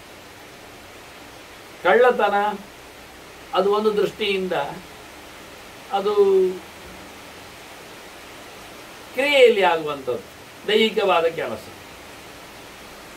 ಕಾಯಿಕ ಅಂತ ಹೇಳುವ. ಸುಳ್ಳು ಎನ್ನುವುದು ಅದು ವಾಚಿಕ, ಬಾಯಲ್ಲಿ ಆಗುವಂಥದ್ದು. ಹಾಗೆ ಮೋಸತನ, ಕಪಟ, ವಂಚನೆ ಅದು ಮಾನಸಿಕವಾದದ್ದು. ಅದೊಂದು ಒಂದಕ್ಕೊಂದು ಸುಪೀರಿಯರ್. ಹೊರಗಿಂದ ಕದ್ರೆ ಆಯ್ತು, ಹೋಯ್ತು ಮಾರ ಕದ್ದ ಅಂತ ಕಾಯಿಕವಾಯಿತು. ಸುಳ್ಳು ಹೇಳಿಬಿಟ್ರೆ ಬಾಯಲ್ಲಿ ಅದು ಸ್ವಲ್ಪ ಜಾಸ್ತಿ ಆಯಿತು. ಮುಂದಕ್ಕೆ ಕಪಟ ಮಾಡಿದರೆ, ವಂಚನೆ ಮಾಡಿದರೆ ಅದು ಅಪ್ರತ್ಯಕ್ಷ, ಎದುರು ಮಾಡೋದಿಲ್ಲ, ಒಳಗಿಂದ ಅದು ಅವನಿಗೆ ಮಾತ್ರ ಗೊತ್ತು ಮೋಸ ಮಾಡಿ. ಅದು ತಾಮಸವಾದ ಹರಿಜು. ಇದು 3 ಮುಖ. ಅದು ಯಾರಿಗೂ ತಿಳಿಯದಂತೆ ಮಾಡೋದು. ಇವತ್ತು ತಿಳಿದಿರ್ತಾನೆ, ಆದರೆ ಗೊತ್ತೇ ಇಲ್ಲ ಹೇಳ್ತಾನೆ. ಹೌದಾ, ಆಯ್ತಾ, ಗೊತ್ತೇ ಇಲ್ಲ ಹೇಳ್ತಾನೆ, ಸುಳ್ಳೆ. ಹೀಗೆ ವ್ಯಾವಹಾರಿಕವಾಗಿ ಅಧರ್ಮವನ್ನು 3 ಮುಖದಿಂದ ತೋರಿಸಲಿಕ್ಕೆ ಬರ್ತಂತಾರೆ. ಚೌರ್ಯಕ, ಇನ್ನೊಬ್ಬರು ಸೊತ್ತು ಅಪಹಾರ ಮಾಡೋದು, ಸೊತ್ತು ಅಪಹಾರ ಮಾಡಿದ್ದಂದ್ರೆ ನಾವು ಸೊತ್ತು ತುಂಬಿಸಿಕೊಳ್ಬಹುದು ಪಾಪ. ಸುಳ್ಳು ಹೇಳೋದು ಅದೊಂದು ಲೈಫ್ ಡ್ಯಾಮೇಜ್. ಕೆಲವೊಮ್ಮೆ ಸುಳ್ಳು ಹೇಳಿಬಿಡ್ತಾರೆ. ಇವತ್ತೊಂದು ಬಹಳಷ್ಟು ದೊಡ್ಡ ಮಟ್ಟಿನಲ್ಲಿ ನಾವು ಸುಳ್ಳು ಹೇಳಲಿಕ್ಕೆ ಹೇಳಿಕೊಟ್ಟಿದ್ದೇವೆ. ಸರ್ಕಾರವೇ ಅದಕ್ಕೆ ಕಾನೂನು ಮಾಡಿಬಿಟ್ಟಿದೆ. ಹೆಂಗಸರಿಗೆ ಏನಾದರೂ ಹೆಚ್ಚು ಕಡಿಮೆ ಆದರೆ ನಾವಿದ್ದೇವೆ ಅಂತ. ಹಾಗಾಗಿ ಹೆಂಗಸರು ಸೀದೆ ಹೇಳಿಕೊಂಡು ತಮ್ಮ ಬಟ್ಟೆಯನ್ನು ತಾವೇ ಹರಿದು ಹಾಕೊಂಡು ಅವ ಎಳೆದಾಗಿದೆ ಅಂತೇಳಿ ಅವನನ್ನು ಒಳಗಾಗ್ತಾರೆ. ಜೀವಮಾನ ಉದ್ದಕ್ಕೆ ಹೊರಗೆ ಬರುವಾಗಿಲ್ಲ. ಹೊರಗೆ ಒಂದು ಜನ ಹೇಳ್ತಾರೆ, ನೀನು ಬಟ್ಟೆ ಎಳೆದವಂತೆ ಅಲ್ಲ ಅಂತ. ನನಗೆ ಗೊತ್ತೇ ಇಲ್ಲ ಮಾರೆ, ನಾನು ಇರಲು ಇಲ್ಲ ಹೇಳ್ತಾನೆ ಅವ. ಕೆಲವು ಒಂದು ಹೆಂಗಸೊಂದು ಭಾರಿ ಲಾಯ್ಕಾಗಿ ರೈಲಲ್ಲಿ ಪ್ರಯಾಣ ಮಾಡುವಾಗ ಎದುರಿನವನ ಮೇಲೆ ಏನೋ ಬ್ಲ್ಯಾಕ್ ಮೇಲ್ ಮಾಡ್ಲಿಕ್ಕೆ ನೋಡಿತ್ತು. ದುಡ್ಡು ಕೊಡಯ್ಯ, ಹಾಗೆ ಮಾಡು, ಮನಿ ಟ್ರಾನ್ಸ್ಫರ್ ಮಾಡು, ಹಾಗೆಲ್ಲ ಯಾವುದಕ್ಕೂ ಬಗ್ಲಿಲ್ಲ. ಅವ ಸುಮ್ಮನೆ ಇದ್ದವ. ಇಲ್ಲ ಅಂದೆಲ್ಲ, ಗೊತ್ತಿಲ್ಲ ಅಂದಲ್ಲ. ಇವಳೇನು ಮಾಡಿಕೊಂಡ್ಲು, ಟಿ ಸಿಯನ್ನು ಹೇಳಿದ್ಲು. ಮತ್ತೆ ತನ್ನ ಬಟ್ಟೆಯನ್ನೆಲ್ಲ ಹರಿದು ಹಾಕ್ಕೊಂಡು ಟಿ ಸಿಯನ್ನು ಹೇಳಿದ್ಲು. ಅವನು ಕೀಟಲೆ ಮಾಡ್ತಿದ್ದ, ಕಾಲಲ್ಲಿ ನನಗೆ ಒದಿತಾ ಇದ್ದ, ಬೆಳೆದಿದ್ದ ಅಂಗಗಳಿಗೆಲ್ಲ ಹೇಳಿಕೊಂಡು ಅವನು ಟಿ ಸಿ ಹತ್ರ ಹೇಳ್ತಾನೆ, ನಾನು ಏನು ಮಾಡಿದ್ದಿಲ್ಲ, ನಾನು ಸುಮ್ಮನೆ ಇಷ್ಟೆಲ್ಲ ಅವಳು ಮಾಡಿದ್ದಾಳೆ, ಕೇಳಿದ್ದಾಳೆ, ನಾನು ಯಾವುದಕ್ಕೂ ಬಗ್ಲಿಲ್ಲ, ದುಡ್ಡೆಲ್ಲ ಕೊಡಲಿಲ್ಲ, ಹಾಗೆ ನನ್ನನ್ನು ಬ್ಲ್ಯಾಕ್ ಮೇಲ್ ಮಾಡ್ತಾ ಇದ್ದಾಳೆ, ಈಚೆ ಬಾರ ಅಂತ ಟಿ ಸಿ ಅವನನ್ನು ಹೇಳ್ದ. ಹೇಳಿವಾಗ ಬರಲಿಕ್ಕೆ ಆಗಲಿಲ್ಲ. ಅವನಿಗೆ ಕಾಲಿಲ್ಲ, ಎರಡು ಕಾಲಿಲ್ಲದವ ಸೀಟಲ್ಲಿ ಕೂತಿದ್ದಾನೆ. ಅವ ಕಾಲಿನಲ್ಲಿ ಇವಳಿಗೆ ಕೀಟಲೆ ಮಾಡುವುದು ಹೇಗೆ? ಅವ ಹೀಗೆ ಬಟ್ಟೆ ಹಾಕೊಂಡು ಪ್ಯಾಂಟ್ ಹಾಕೊಂಡು ಕೂತ್ಬಿಟ್ಟಿದ್ದಾನೆ. ಅದು ಅಡಿಯಲ್ಲಿ ಪಾದ ಇಲ್ಲ, ಕಾಲಿಲ್ಲ, ಗೊತ್ತೇ ಇಲ್ಲ. ಹಾಗೆ ಅಂತ ಹೇಳಿಕೊಂಡು ಕಂಪ್ಲೇಂಟ್ ಆಗಿ ಹೋಗ್ತದೆ, ಆಕ್ರಮಣ ಆಗಿ ಆಗ್ತದೆ. ಆದರೆ ವಾಸ್ತವಾಂಶ ಕೇಳುವವರು ಯಾರು, ನೋಡುವವರು ಯಾರು? ನಡೆದ ಘಟನೆಗಳಿವೆ, ಇಂಥದ್ದು ಎಷ್ಟೋ ಇದೆ. ಹೇಳಿಕೊಂಡು ಉಪಟಳ ಮಾಡುವುದನ್ನೆಲ್ಲ ಬಂದು ಹಿಡಿದಾಕಿದ್ದು 4 ಜನ ಒಟ್ಟು ಸೇರಿ ಹೊಡಿಲಿಕ್ಕೆ ಬಂದಾಗ ಹೇಳಿದ್ದ, ತಡೀರಿ, ಎಷ್ಟೊತ್ತಿಗೆ ಆದದ್ದು ಕೇಳಿ. ಈಗ ಜಸ್ಟ್, ಯಾಕೆಂದರೆ ಕಾನೂನಿನ ಕಥೆಯಲ್ಲಿ ಉಂಟು, ಹೊಡೆದಿದ್ದಾರೆ ಯಾವಾಗ, ಅದು ಕಳೆದ ವರ್ಷ, ಈಗ ಲೆಕ್ಕವಾಗುವುದಿಲ್ಲ. ಯಾಕೆ ಕಳೆದ ವರ್ಷ ಹೊಡೆದದ್ದು ಈಗ ಹೇಳೋದಂಥದ್ದು ಅಂತ. ಅದರಿಂದ ಆಗ ಗಾಯ ಎಲ್ಲ ತೋರಿಸಬೇಕಾಗತ್ತೆ, ಅದು ಗೊತ್ತವರಿಗೆ. ಅದನ್ನು ಸುಳ್ಳು ಹೇಳುವವರಿಗೆಲ್ಲ ಹಸಿ ಸುಳ್ಳು ಹೇಳಬೇಕು ಗೊತ್ತುಂಟು. ಅದರಿಂದ ನಿನ್ನೆ ಮೊನ್ನೆ ಎಲ್ಲ, ಅದು ರೈಲಲ್ಲೆಲ್ಲ ನಿನ್ನೆ ಮೊನ್ನೆ ಎಲ್ಲ ಗಲಾಟೆ ಆದದ್ದು ಹೇಳಲಿಕ್ಕೆ ಆಗುದಿಲ್ಲ. ಈಗ ಅದು 1 ಗಂಟೆ ಹಿಂದೆದ್ದೆಲ್ಲ ಕೇಳಲಿಕ್ಕೆ ಆಗುದಿಲ್ಲ. ಈಗ ಆದ ತಕ್ಷಣ ಹೇಳಿದ್ದಾರೆ ಕಂಪ್ಲೇಂಟ್, ಜನ ಎಲ್ಲ ಒಟ್ಟು ಸೇರಿದ್ದಾರೆ. ಅವ ಹರಿದಿದ್ದಾನೆ, ಬಡಿದಿದ್ದಾನೆ, ಹಾಗೆ ಮಾಡಿದ್ದಾನೆ, ಹೀಗೆ ಮಾಡಿದ್ದಾನೆ, ಎಲ್ಲ ಮುತ್ತಿಯಾಗ್ಲಿ ಬಂದಾಗ ಹೇಳಿದ್ದಾರೆ. ಜಸ್ಟ್ ನಿಲ್ಲಿ, ನೀವೆಲ್ಲ ಹೇಳಿಕೊಳ್ಳಿ ಅವಳು ಕಂಪ್ಲೇಂಟ್ ಏನು ಮಾಡಿದ್ದು ಅಂತ ಹೇಳಿದ್ದು. ಹೀಗೆ ಮಾಡಿ ಸಭ್ಯದಾಗಿ ಕೂತಿದ್ದೀನಿ ನೀನು ಅಂತ. ಅವ ಹೇಳ್ತಾನೆ, ನಾನು ಸಿಗರೇಟ್ ಹೇಳಿತಾ ಇದ್ದೇನಲ್ಲ. ಹೌದು, ಈಗ ಸಭ್ಯನಾಗಿ ನೀನು ಸಿಗರೇಟ್ ಹೇಳಿದಲ್ವಾ ಅಂತ. ಅಲ್ಲ, ನೋಡಿ ಸಿಗರೇಟ್ ನೋಡಿ. ಅವನದ್ದೊಂದು ತಂತ್ರಾಂಶ ಏನು ಕೇಳಿದರೆ, ಬೂದಿಯನ್ನು ಕೆಳಗೆ ಬೀಳದಂತೆ ಅವನು ಸಿಗರೇಟ್ ಹೇಳಿದ. ಅಷ್ಟು ಸಿಗರೇಟಿನ ಬೂದಿ ಅವನ ಕೈಯಲ್ಲಿದೆ, ಕಡೆ ಬಫಲ್ಲಿದ್ದಾನವ. ಹೇಳಿದ, ಇದು ಆಗುವ ಸಾಧ್ಯತೆ ಉಂಟಾ? ನಾನೇನಾದ್ರೂ ಆಕ್ರಮಣ ಮಾಡಿದರೆ ಇದು ಕೈದು ಆಶು ಚೆಲ್ತಿರ್ಲಿಲ್ವ? ಯಾವುದೋ ಇದು ಕಥೆಯಲ್ಲಿ ಮಾತ್ರ ನೀವು ಕೇಳಿ ನಂಬಬಹುದು ಅಂತ ಹೇಳ್ಬೋದು ಅಷ್ಟೇ ಹೊರತು ಆಗುವುದಿಲ್ಲ, ಆಗ್ಲಿಕ್ಕಿಲ್ಲ ಅಂತ. ಏನೇ ಆಗಲಿ, ಆಗುವ ಲಡಾಯಿಗಳು ಹೇಗಿರ್ತವೆ, ಸುಳ್ಳು ಹೇಗೆ ಆಕ್ರಮಣ ಮಾಡ್ತದೆ ಅಂತ ಹೇಳಲಿಕ್ಕೆ ನಾನು ಹೇಳಿದೆ. ಇಂಥದ್ದೆಲ್ಲ ಘಟನೆಗಳು. ಬಚಾವಾಗಲಿಕ್ಕೆ ಬಹಳ ಕಡಿಮೆ ಆಪರ್ಚುನಿಟಿ ಇರುವುದು ಮನುಷ್ಯನಿಗೆ. ದೇವರ ಮಹಾಪುಣ್ಯ ಇರಬೇಕು ಅವನಿಗೆ. ಇಲ್ಲದಿದ್ದರೆ ಪ್ರತಿಯೊಬ್ಬನು ಸಹ ಅವನ ಪ್ರಾರಬ್ಧವಶಾತ್, ವಕೀಲರೇ ಹೇಳ್ತಾರೆ, ಮದುವೆ ಆಗುವುದು ಅದು ಯಾಕೆ ಕೇಳಿದರೆ ನಿಮ್ಮ ಪ್ರಾರಬ್ಧ ಅಂತ. ಮತ್ತೆ ಅವರಿಗೆ ಬೇಕಾದಷ್ಟು ಪುಟಗಳಿಗೆ ಎಷ್ಟೋ ಸಾಚಾ ವಕೀಲರಿದ್ದಾರೆ ಬೆಂಗಳೂರಲ್ಲಿ. ನಾನು ಕೇಳಿದ್ದೇನೆ, ಇಡೀ ಗುಂಪು ಅವರಲ್ಲಿ ಉಂಟು, 30-50 ಜನರು ಅವನಿಗೆ ಅಸಿಸ್ಟೆನ್ಸ್ಗಳಿದ್ದಾರೆ. ಅವ ಹೇಳ್ತಾನೆ, ನಾನು ಒಂದೇ ಒಂದು ಈ ಫ್ಯಾಮಿಲಿ ಮ್ಯಾಟರ್ ಕೇಸ್ ತಗೊಳ್ಳೋದಿಲ್ಲ ಅಂದ. ನಮಗೆ ಅದರ ಒಂದು ಇಡೀ ಕಾಸು ನಮಗೆ ತಿನ್ನಲಿಕ್ಕೆ ಬೇಡ, ಅದು ಮುಗಿಯಲಾರದ ಘಟನೆಗಳು, ಅದು ಇಡೀ ಅವರಿಬ್ಬರ ಆ ಬದುಕು ಇಡೀ ಹಾಳಾಗುವಂಥದ್ದು, ನಮ್ಮ ಹತ್ತಿರಕ್ಕೆ ನಮ್ಮ ತಲೆಗೆ ಬರುವುದೇ ಬೇಡ ಅಂದವ. ಪುಣ್ಯಾತ್ಮ ವಕೀಲ ಆ ಲೆಕ್ಕಾಚಾರದಲ್ಲಿ ಹೇಳಿಬಿಟ್ಟೆ, ಫ್ಯಾಮಿಲಿ ಮ್ಯಾಟರ್ ತಗೊಳ್ಳೋದೇ ಇಲ್ಲ ನಾವಂದವ. ಅಂಥವ್ರು ಎಷ್ಟೋ ಜನ ಇದ್ದಾರೆ ಸಾಬೀತಿನವರು, ಇಲ್ಲ ಅಂತಲ್ಲ. ಇದು ಸರ್ಕಾರ ಮಾಡಿದ ಸುಳ್ಳು ಹೇಳುವ ವ್ಯವಸ್ಥೆ, ಅದನ್ನು ಬೆಳೆಸುವ ಕತೆ. ಅದನ್ನು ಎರಡೇ ಹಂತದಲ್ಲಿ ಸಮಾಜ ಇಡೀ ಹಾಳಾಗುವುದು ಸುಳ್ಳಿನಿಂದ, ಕಳ್ಳತನ ಹಾಳಾಗುವುದು ಅವರೀರುವರ ಸಂಬಂಧದಿಂದ ಅಷ್ಟೇ. ಕದ್ದ ಒಬ್ಬನ ಸೊತ್ತು ಒಬ್ಬ, ಮುಗಿದಲ್ಲಿ ಅವನಿಗೆ ಸಂಬಂಧಪಟ್ಟಿದ್ದು. ಅದು ಸುಳ್ಳಿ ಎನ್ನುವುದು ಅದು ಇಡೀ ಸಮಾಜವನ್ನು ಹಾಳು ಮಾಡ್ತದೆ. ಖಾಲಿ ಒಂದಿಬ್ಬರಲ್ಲಿ ಮುಗಿದೋಗುವುದಿಲ್ಲ, ಒಂದು ಕಡೆಯಲ್ಲಿ ಆಗಿ ಹೋಗುವುದಿಲ್ಲ. ಕಪಟ ಎನ್ನುವುದು ಇಡೀ ಸಮಾಜ ಮಾತ್ರ ಅಲ್ಲ, ಇಡೀ ದೇಶವನ್ನೇ ಎಲ್ಲಿಯೋ ಒಬ್ಬ ಒಂದು ಕಡೆಯಲ್ಲಿ ಮೋಸ ಮಾಡಿದ್ದಾನೆ, ವಂಚನೆ ಮಾಡಿದ್ದಾನೆ, ಏನೋ ಸೇರಿಸಿದ್ದಾನೆ, ಇಡೀ ಲೋಕಕ್ಕೆ ಅದು ಸರಬರಾಜು ಆಗ್ತಾ ಉಂಟು. ಎಲ್ಲರೂ ಸೋತಿದ್ದಾರೆ ಅವನಿಂದಾಗಿ. ಯಾಕೆ ಗೊತ್ತೇ ಆಗುದು ಎಲ್ಲಿ ಮೋಸ ಎಲ್ಲಿ ಆಯಿತು, ವಂಚನೆ ಎಲ್ಲಿ ಉಂಟು, ಯಾರಿಗೆ ಅರ್ಥ ಆಗ್ತದೆ, ಎಲ್ಲಿ ಕಲಬೆರಕೆ, ಯಾವನ ಮನಸ್ಸಿನಲ್ಲಿ ಹಾಳು ಇರುವುದು ಕಾಣೋದೇನು.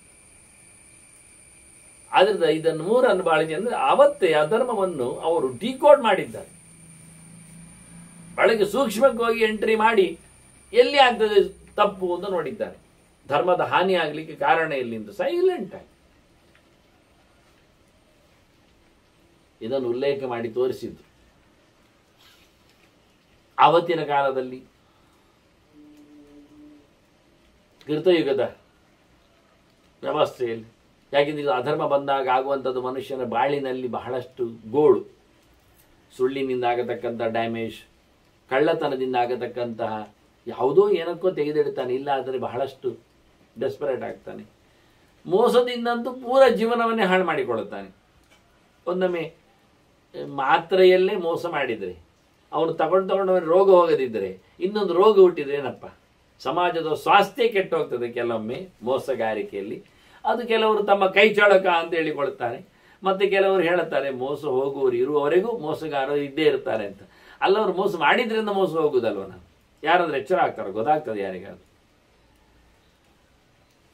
ಒಳ್ಳೆ ಒಳ್ಳೆಯ ದೊಡ್ಡ ದೊಡ್ಡ ಪಿಲಿಗ್ರಿಮ್ ಸೆಂಟರ್ಗಳಿಗೆಲ್ಲ ಅಲ್ಲಲ್ಲಿಯ ವಾಹನಗಳನ್ನು ಮಾಡಲಿಕ್ಕೆ ಇರಬೇಕಾಗ್ತದೆ. ನಾವು ತಗೊಂಡು ಹೋಗ್ಲಿಕ್ಕೆ ಬರುವುದಿಲ್ಲ, ನಮಗೆ ಅದು ನಮ್ಮ ಪ್ರೈವೇಟ್ ಡ್ರೈವರ್ಗಳಿಗೆ ಅದೆಲ್ಲ ಆಗುವಂಥದ್ದು ಅಲ್ಲ ಅಂತ. ಹಾಗಾಗಿ ಅಲ್ಲಿ ನಮ್ಮ ವಾಹನದಿಂದ ನಾವು ಅಲ್ಲಿ ಶಿಫ್ಟ್ ಆದ ನಂತರ ಅಲ್ಲಿರುವವರೆಲ್ಲ ಪಿಲಿಗ್ರಿಮ್ ವಿರೋಧಿಗಳೇ, ಕ್ಷೇತ್ರ ವಿರೋಧಿಗಳೇ ಇರುವುದು. ಹಾಗಾಗಿ ಅವರು ರ್ಯಾಶ್ ಆಗಿ ಬಿಟ್ಕೊಂಡು ಹೋಗಿ ಅವರು ವಾಹನದಲ್ಲಿ ಡ್ಯಾಶ್ ಮಾಡಿಕೊಂಡು ಮನುಷ್ಯರು ಸಾಯಲಿ ಅಂತಲೇ ಅವರು ಮಾಡೋದು. ಅವರಿಗೆ ದೇವರ ಮೇಲೆ ಪ್ರೀತಿ ಇಲ್ಲ, ಧರ್ಮದ ಮೇಲೆ ವಿಶ್ವಾಸ ಇಲ್ಲ. ನಾವು ಹೋಗುವಂಥದ್ದೆಲ್ಲ ನಮ್ಮ ಧರ್ಮಕ್ಷೇತ್ರಗಳಿಗೆ ದೇವರ ಮೇಲೆ ಚಿಂತನೆಯಲ್ಲಿ, ಬದುಕಿನಲ್ಲಿ ಯಾವತ್ತು ಒಂದು ಸರ್ತಿ ನಾವು ಇಟ್ಟುಕೊಂಡದ್ದು ಸಂಪತ್ತನ್ನು ವಿನಿಯೋಗಿಸ್ತಾ ಹೋಗ್ತೇವೆ. ಅವರದರ ತಲೆಯಲ್ಲಿಲ್ಲ. 50, 60, 100 ಜನರನ್ನು ಏಕಾಏಕಿ ಒಂದೇ ಕಡೆ ಹಳ್ಳಕ್ಕೆ ಹಾಕಿಯೋ ಗುದ್ದಿಕೊಂಡೋ ಬಿದ್ದೋ, ಅಷ್ಟು ಅಲ್ಲದಿದ್ದರೆ ಇನ್ನು ಮುಂದಕ್ಕೆ ಅವರು ಅದಕ್ಕಿಂತ ಮೊದಲು ಆಗದಿದ್ದರೆ ಇನ್ನು ಮುಂದಕ್ಕೆ ಹೋದರೆ ಆಕ್ರಮಣಕಾರರು, ಅವರದ್ದೇ ಜನ ಆಕ್ರಮಣಕಾರ. ಇವ ಬದಲಾಡ್ ಯಾವುದೇ ಆಕ್ರಮಣಗಳಲ್ಲಿ ಅಂದರೆ ನಮ್ಮ ಕ್ಷೇತ್ರ ದರ್ಶನಕ್ಕಾಗಿ ಹೋಗತಕ್ಕಂತಹ ಪುಣ್ಯಾತ್ಮರ ಆಕ್ರಮಣದಲ್ಲಿ, ಬಸ್ ಆಕ್ರಮಣದಲ್ಲಿಯೋ ವಾಹನಾಕ್ರಮಣದಲ್ಲಿಯೋ ಎಲ್ಲಿಯೂ ಸಹ ಡ್ರೈವರ್ ಸತ್ತದ್ದಾಗಲಿ, ಡ್ರೈವರ್ ಹಿಡಿಯಲ್ಪಟ್ಟಿದ್ದಾನೆಂದಾಗಲಿ ಸುದ್ದಿಯೇ ಇಲ್ಲ. ಅದೆಲ್ಲ ಲೋಕಲ್ ಅವರು ಡ್ರೈವರ್ಗಳೆಲ್ಲ ಅಲ್ಲಿ ಅವರೇ, ಅವರು ಬದಲಾಡಾಗಿದ್ದಾರೆ. ಅವ್ರಿಗೆ ಗೊತ್ತುಂಟು ಎಲ್ಲಿ ಏನಾಗ್ತದೆ ಅಂತ. ಆಕ್ರಮಣ ಅಂತೇಳಿ ಅವರು ಓಡಿಸಿದ್ದಾರೆ, ಜನರ ಸೊತ್ತು ಲೂಟಿ ಆಗ್ತದೆ, ಜನರ ಶೀಲ ಹಾಳಾಗಿ ಹೋಗ್ತದೆ. ಅವರೇ ಮಾಡುವಂಥ ಆ ಸ್ಪಾಟಲ್ಲಿ ನಿಂತು ಸಹಾಯಕ್ಕೆ ಯಾರು ಬರುವುದಿಲ್ಲ. ಇವರು ಬೇಕೆಂದರೆ ತಡ ಹೋಗ್ತಾರೆ ಕೆಲವೊಮ್ಮೆ, ಏನೋ ಹಾಳಾಯಿತು ಚಕ್ರ ಸರಿ ಮಾಡ್ಲಿಕ್ಕೆ, ನಾವು ಹೌದು ನಂಬ್ತೇವೆ. ಯಾರು ಇಲ್ಲದಿದ್ದಾಗೆ ಏಕಾಏಕಿಯಾಗಿ ಏಕಾಂತಕ್ಕೆ ತಗೊಂಡೋಗಿ ನಮ್ಮನ್ನು ಬಲಿ ಹಾಕ್ತಾರೆ. ಇದು ಇವತ್ತಿನ ಅಧರ್ಮದ ನಮೂನೆಗಳು. ಚೌರ್ಯಕ, ಅನೃತ, ಮಾಯಾಭಿಹಿ ಅಂತ. ಇದು ಕಪಟ, ವಂಚನೆ. ಯಾವ ರೀತಿಯಲ್ಲಿ ಗೊತ್ತಿಲ್ಲ, ನಮ್ಮ ಕಣ್ಣು ಕಟ್ಟದ್ದು ನಮಗೆ ಗೊತ್ತಿಲ್ಲ. ದುರ್ದೈವ. ಹಾಳಾಗಿದ್ದರೆ ಅವನು ಹಾಳಾದ ಟೈರೇ ಹಾಕೊಳ್ತಾನೆ, ಹಾಳಾಗುವ ಹಾಗೆ ಮಾಡ್ತಾನೆ, ಹೋಗುವಾಗ ತಡ ಮಾಡ್ತಾನೆ, ರಾತ್ರಿ ಮಾಡ್ತಾನೆ. ಎಲ್ಲ ಪಾಸಾದ ನಂತರ ನಮ್ಮ ಗಾಡಿ ಹೋಗ್ತದೆ, ಅಷ್ಟೊತ್ತಿಗೆ ಮುಗೀತದೆ, ಸಮಾಧಿ ಮಾಡ್ತಾನೆ. ಅವರ ಜನ ನಿಂತಿರ್ತಾರೆ ಆಯಕಟ್ಟೆ. ಎಲ್ಲೆಡೆ ಹಾಗೆ ಇತ್ತೀಗೆ ನಡೆದ ಘಟನೆಗಳಲ್ಲಿಯೂ ಅದೇ ರೀತಿಯಲ್ಲಿ ಅದೆಲ್ಲ ಬಹಳ ಸಣ್ಣ ಮಟ್ಟದ್ದು, ದೊಡ್ಡ ದೊಡ್ಡ ಮಟ್ಟಿನಲ್ಲಿ ಮಾಡಲಿಕ್ಕೆ ತಯಾರಾಗಿದ್ದಾರೆ ಅವರು, ಆಗಿದ್ದಾರೆ. ಇದು ಕಲಿಯುಗದಲ್ಲಿ ಹೆಚ್ಚು ಆಗ್ತದೆ, ಉಳಿದ ಯುಗದಲ್ಲಿ ಕಮ್ಮಿ ಪರ್ಸೆಂಟಲ್ಲಿ ಆಗ್ತದೆ ಅಂತ. ಇದರಿಂದ ಸಮಾಜದ ಸ್ವಾಸ್ಥ್ಯ ಕೆಡ್ತದೆ, ವ್ಯಕ್ತಿ ರೋಗಿಷ್ಠನಾಗ್ತಾನೆ. ಕೃತಯುಗದಲ್ಲಿ ಇಂತಹ ಯಾವುದೇ ಮೋಸಗಳು ಇಲ್ಲ, ಕಪಟ ಇಲ್ಲ, ಕಳ್ಳತನ ಇಲ್ಲ, ಸುಳ್ಳು ಇಲ್ಲ. ಹಾಗಾಗಿ ಅರೋಗ ಸರ್ವಸಿದ್ಧಾಶ್ಚ ಚತುರ್ವರ್ಷ ಶತಾಯುಷ, 400 ವರ್ಷ ಆರಾಮವಾಗಿ ಬದುಕ್ತಿದ್ರು ಕೃತಯುಗದಲ್ಲಿ, ಗಮ್ಮತ್ನಲ್ಲಿ. ಮತ್ತೆ ಮುಂದಕ್ಕೆ ರಾಸ ಆಯಿತು, ಅದು ಕೃತಯುಗದ್ದಾಯ್ತು. ತ್ರೇತಾಯುಗೆ ತ್ವೇಷಾಂ ಪಾದಶಃ ರಸತೆ ವಯ. ಹಾಗಾಗಿ ತ್ರೇತಾಯುಗ, ದ್ವಾಪರ, ಕಲಿಯುಗಕ್ಕಾಗುವಾಗ ಒಂದೊಂದು ಕಾಲಾಂಶಗಳು ನಿಮ್ಮದು ಬಿಟ್ಟ ಹಾಗೆ ವಯಸ್ಸು ಬಿಡುತ್ತದೆ. ಆದ್ದರಿಂದ ತ್ರೇತಾಯುಗದವರು 300 ವರ್ಷ, ದ್ವಾಪರದಲ್ಲಿ 200 ವರ್ಷ, ಕಲಿಯುಗದಲ್ಲಿ 100 ವರ್ಷ ಬದುಕು. ಇದು ಇಲ್ಲಿ ಹೇಳಿದ ಲೆಕ್ಕಾಚಾರ. ಈ ವಯಸ್ಸಿನ ವ್ಯವಸ್ಥೆಯಲ್ಲಿ ಒಂದು ವ್ಯವಸ್ಥೆ ಉಂಟು. ಏನಂದರೆ ಕಲಿಯುಗದ ಕಡೆಯಲ್ಲಿ 100 ವರ್ಷ ಅಂತ ಅರ್ಥ ಅಲ್ಲ, ಕಲಿಯುಗದ ಆರಂಭದಲ್ಲಿ 100 ವರ್ಷ ಅಂತ ಅರ್ಥ. ಕಲಿಯುಗದ ಕಡೆಗೆ ಅದು 10 ಅಂಶ ಕಮ್ಮಿ ಆಗಲಿಕ್ಕೆ ಹೋಗಿ 10ರಲ್ಲಿ ಸಾಯ್ತಾನವ. ಅದೇ ದ್ವಾಪರದ ಕಡೆಯಲ್ಲಿ 100 ವರ್ಷ ಅಂತ ಅರ್ಥ. ದ್ವಾಪರದ ಸುರುವಲ್ಲಿ 1000 ವರ್ಷ ಅಂತ ಅರ್ಥ. ಆ 1000 ವರ್ಷದ ಮೊದಲಿದ್ದವ ಕೊನೆಯಾದಾಗ 8,64,000 ವರ್ಷ ಉಂಟಲ್ಲ ಕಲಿಯುಗ, ಅಷ್ಟು ಉದ್ದ 8,64,000 ವರ್ಷ ದ್ವಾಪರ ಉಂಟು ಉದ್ದ.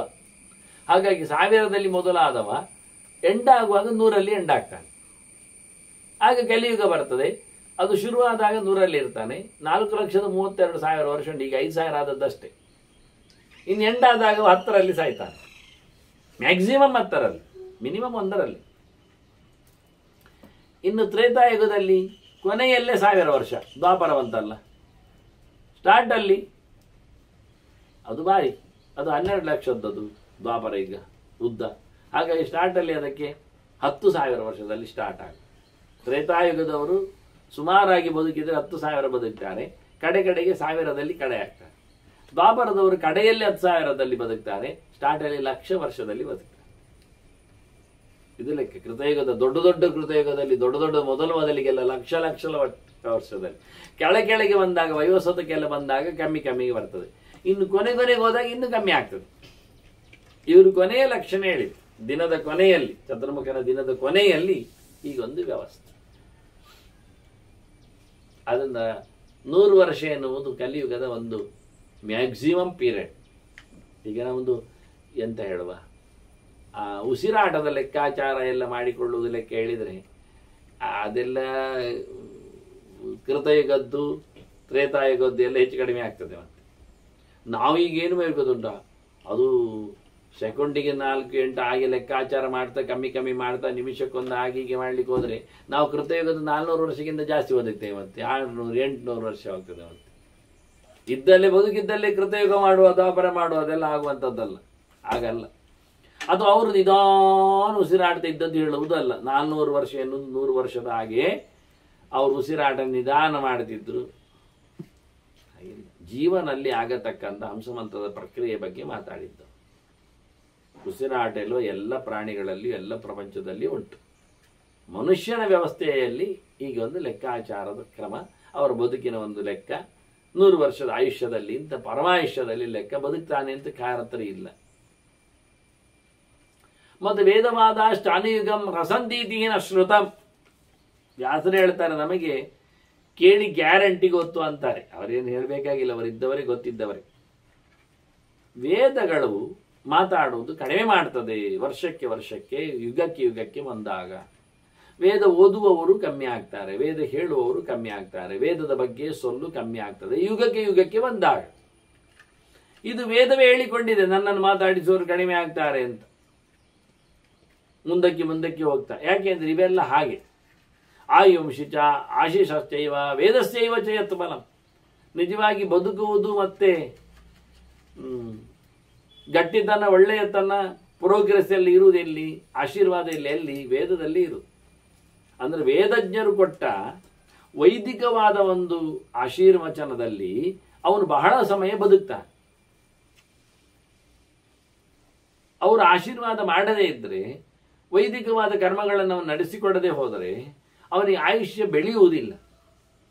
ಅದನ್ನ ಆಯುಷ್ಯ ಅವನ ಮೇಲಿನ ಒಳ್ಳೆಯ ಶುಭಾಶಂಸನೆಗಳು ವೇದದಲ್ಲೇ ಬರುವಂಥದ್ದು. ಅದರಿಂದ ವೇದ ಕಮ್ಮಿ ಆದ ತಕ್ಷಣ ಆಯುಷ್ಯವು ಕಮ್ಮಿ ಆಗ್ತದೆ. ಯಾರು ಆಶೀರ್ವಾದ ಮಾಡುವವರೇ ಇಲ್ಲ, ಯಾರಲ್ಲಿ ಸಿದ್ಧಿಯೇ ಇಲ್ಲ. ಹಿಂದೆ ಹೇಳಿತ್ತಲ್ಲ, ಅರೋಗ ಸರ್ವಸಿದ್ಧಾಶ್ಚ ಅಂತ. ಕೃತಯುಗದ ಜನರಲ್ಲಿ ಎಲ್ಲವೂ ಸಿದ್ಧಿ ಇತ್ತು, ಯಾವುದರಲ್ಲಿ ಅವರು ಸೋಲ್ತಿರಲಿಲ್ಲ. ಇವರಲ್ಲಿ ಯಾವುದೇ ಪವರೇ ಇಲ್ಲ. ಹಾಗೆ ಅನ್ಯೇ ಕೃತಯುಗೇ ಧರ್ಮ ತ್ರೇತಾಯಾಂ ದ್ವಾಪರೇ ಪರೇ ಅನ್ಯೇ ಕಲಿಯುಗೇ ಧರ್ಮ ಯಥಾಶಕ್ತಿ ಕೃತ ಇವ. ಎಲ್ಲ ಸುಮಾರಾಗಿ ಮಾಡಿದ್ದೆ ಆಯಾ ಯುಗದಲ್ಲಿ ಅವರವರದ್ದು. ಕೃತಯುಗದ ಧರ್ಮಗಳು ಕೃತಯುಗದಲ್ಲಿ ಆಯಿತು, ತ್ರೇತಾಯುಗದಲ್ಲಿ ಬೇರೆಯೇ ಧರ್ಮಗಳು, ದ್ವಾಪರದಲ್ಲಿ ಬೇರೆಯೇ ಧರ್ಮಗಳು, ಕಲಿಯುಗದಲ್ಲಿ ಬೇರೆ. ಹಾಗಾದ್ರೆ ಕ್ರಾಸಕ್ಕಿ ವ್ಯವಸ್ಥೆ, ಅದೇ ಕ್ರಾಸಾಗಿಕೊಂಡು ಮಾಡಿಕೊಂಡ ಕಥೆ ಅದು. ಒಂದಿಷ್ಟು ದೊಡ್ಡ ಮೊತ್ತದಲ್ಲಿ ಡೈಮಂಡ್ ಕಲ್ಲು ನಮಗೆ ಸಿಗ್ತದೆ. ಅದನ್ನು ಮತ್ತೆ ಶುದ್ಧಗೊಳಿಸುವುದು ಅಂದಾಗ ಅದು ಸ್ವಲ್ಪ ಸಣ್ಣ ಮಟ್ಟಿನಲ್ಲಿ ಬರ್ತದೆ, ಅದರ ಹೊಳಪು ಜಾಸ್ತಿ ಇರ್ತದೆ. ಅದನ್ನು ಮತ್ತೆ ಟಚ್ ಮಾಡೋದು, ಕಟ್ ಮಾಡೋದೆಲ್ಲ ಮಾಡಿದಾಗ ಅದು ಮತ್ತಷ್ಟು ಚಂದ ಕಾಣ್ತದೆ, ಇನ್ನಷ್ಟು ಸಣ್ಣದು ಆಗ್ತದೆ. ಮತ್ತೆ ಪೂರ್ತಿ ಫೈನಲ್ ಕಟ್ಟಿಗೆಯಲ್ಲಿ ಬಂತು ಹೇಳಿದರೆ ಅದು ಪೂರ್ಣ ವಜ್ರ, ಬೆಲೆ ಜಾಸ್ತಿ, ಎಲ್ಲ ಕಡೆಯಿಂದಲೂ ಅದಕ್ಕೆ ಬೆಳಕು, ಪ್ರಭೆ. ಹೇಗೋ ಹಾಗೆ ವಜ್ರ ಕಟ್ಟಿಂಗಿನ ಮೇಲೆ ತನ್ನ ಶುಭ್ರತೆಯಲ್ಲಿ ಮತ್ತೆ ಮೌಲ್ಯದಲ್ಲಿ ತನ್ನನ್ನು ತೋಡಿಕೊಳ್ಳುತ್ತದೆ. ಹಾಗೆ ಮನುಷ್ಯ ಧರ್ಮಗಳನ್ನು ದೊಡ್ಡ ಮಟ್ಟಿನಲ್ಲಿ ನಡೆಸಿಕೊಡುವ ಸಣ್ಣಕ್ಕೆ ಕ್ಲಬ್ ಅನ್ನೋದು ಮಾಡಿ, ಅಂದರೆ 10 ದಿನದಲ್ಲಿ ಮಾಡುವ ಕೆಲಸವನ್ನು ಒಂದೇ ದಿನಕ್ಕೆ ತರ್ತಾನೆ, ಒಂದು ದಿವಸದಲ್ಲಿ ಎಲ್ಲವನ್ನು ಮುಗಿಸ್ತಾನೆ, ಬೆಳಿಗ್ಗಿಂದ ಸಂಜೆವರೆಗೆ. ಹೌದು, ಸತ್ತವನಿಗೆ ಶ್ರಾದ್ದ ಮಾಡುವವ, ಈಗ ಸಂಸ್ಕಾರ ಮಾಡುವವ, 10 ದಿನದಲ್ಲಿ ಕೊನೆಯ 3 ಮಾತ್ರ ಸೆಲೆಕ್ಟ್ ಮಾಡಿದ್ದಾನೆ. ಈಗ ಇನ್ನೊಬ್ಬ ಇನ್ನು ಮುಂದಕ್ಕೆ 3 ದಿನದಲ್ಲಿ ಕೊನೆಯ ದಿನವನ್ನು ಮಾತ್ರ ಸೆಲೆಕ್ಟ್ ಮಾಡಿಯಾನು.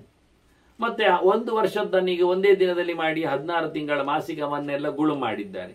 ಮಾಡಿದೆ ಅಂತ ಹೇಳಿಕೊಳ್ಳುತ್ತಾರೆ. ನಮಗೂ ಹಾಗೆ ಮಾಡೋದು ಒಳ್ಳೇದಲ್ವ? ದ್ವಾದಶಿ ಒಂದು ಊಟ ಮಾಡಿ ಬಿಡುದು ಗಾಢದಲ್ಲಿ, ಮತ್ತೆ ದಶಮಿಗೆ ಊಟ ಮಾಡೋದು, ಹೇಗೆ ಏಕಾದಶಿ ಉಪವಾಸ ಮಾಡಲಿಕ್ಕೆ.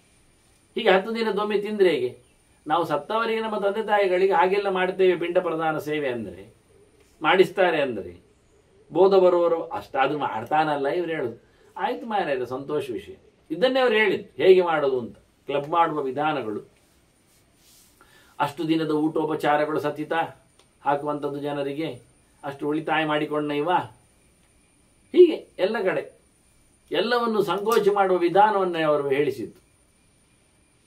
ಆದ್ರಿಂದ ಅದು ಎಲ್ಲಿ ಆಯ್ತು ಹೇಳಿ? ಬೇರೆ ಬೇರೆ ಧರ್ಮ ಅಂತ ಹೇಳಿದ್ರಿ ಅಲ್ಲ, ಧರ್ಮ ಬೇರೆ ಏನು ಹೇಳಿದ್ರೆ ಹೇಳ್ತಾರೆ. ತಪಃಪರಂ ಕೃತಯುಗೆ ತ್ರೇತಾಯಾಮ್ ಸತ್ಯಮುತ್ತಮಂ ದ್ವಾಪರೇ ಯಜ್ಞಮೇಮಾಹು ದಾನಮೇಮ ಕಲವು ಹೀಗೆ ಅಂತ. ಕೃತಯುಗದಲ್ಲಿ ಎಲ್ಲರೂ ಹೆಚ್ಚಾಗಿ ಮಾಡುವುದು ಏನು ಕೇಳಿದರೆ ತಪಸ್ಸೆ. ನಿರಂತರವಾದಂತಹ ಕಾಯಶೋಷಣೆ, ವ್ರತ ನಿಯಮಗಳು, ಜೊತೆಯಲ್ಲಿ ಅಧ್ಯಯನ, ಅಧ್ಯಾಪನ, ಪಾಠ ಪ್ರವಚನ, ಶ್ರವಣ, ಚಿಂತನೆ, ಮನನ, ಧ್ಯಾನ ಇವೆ.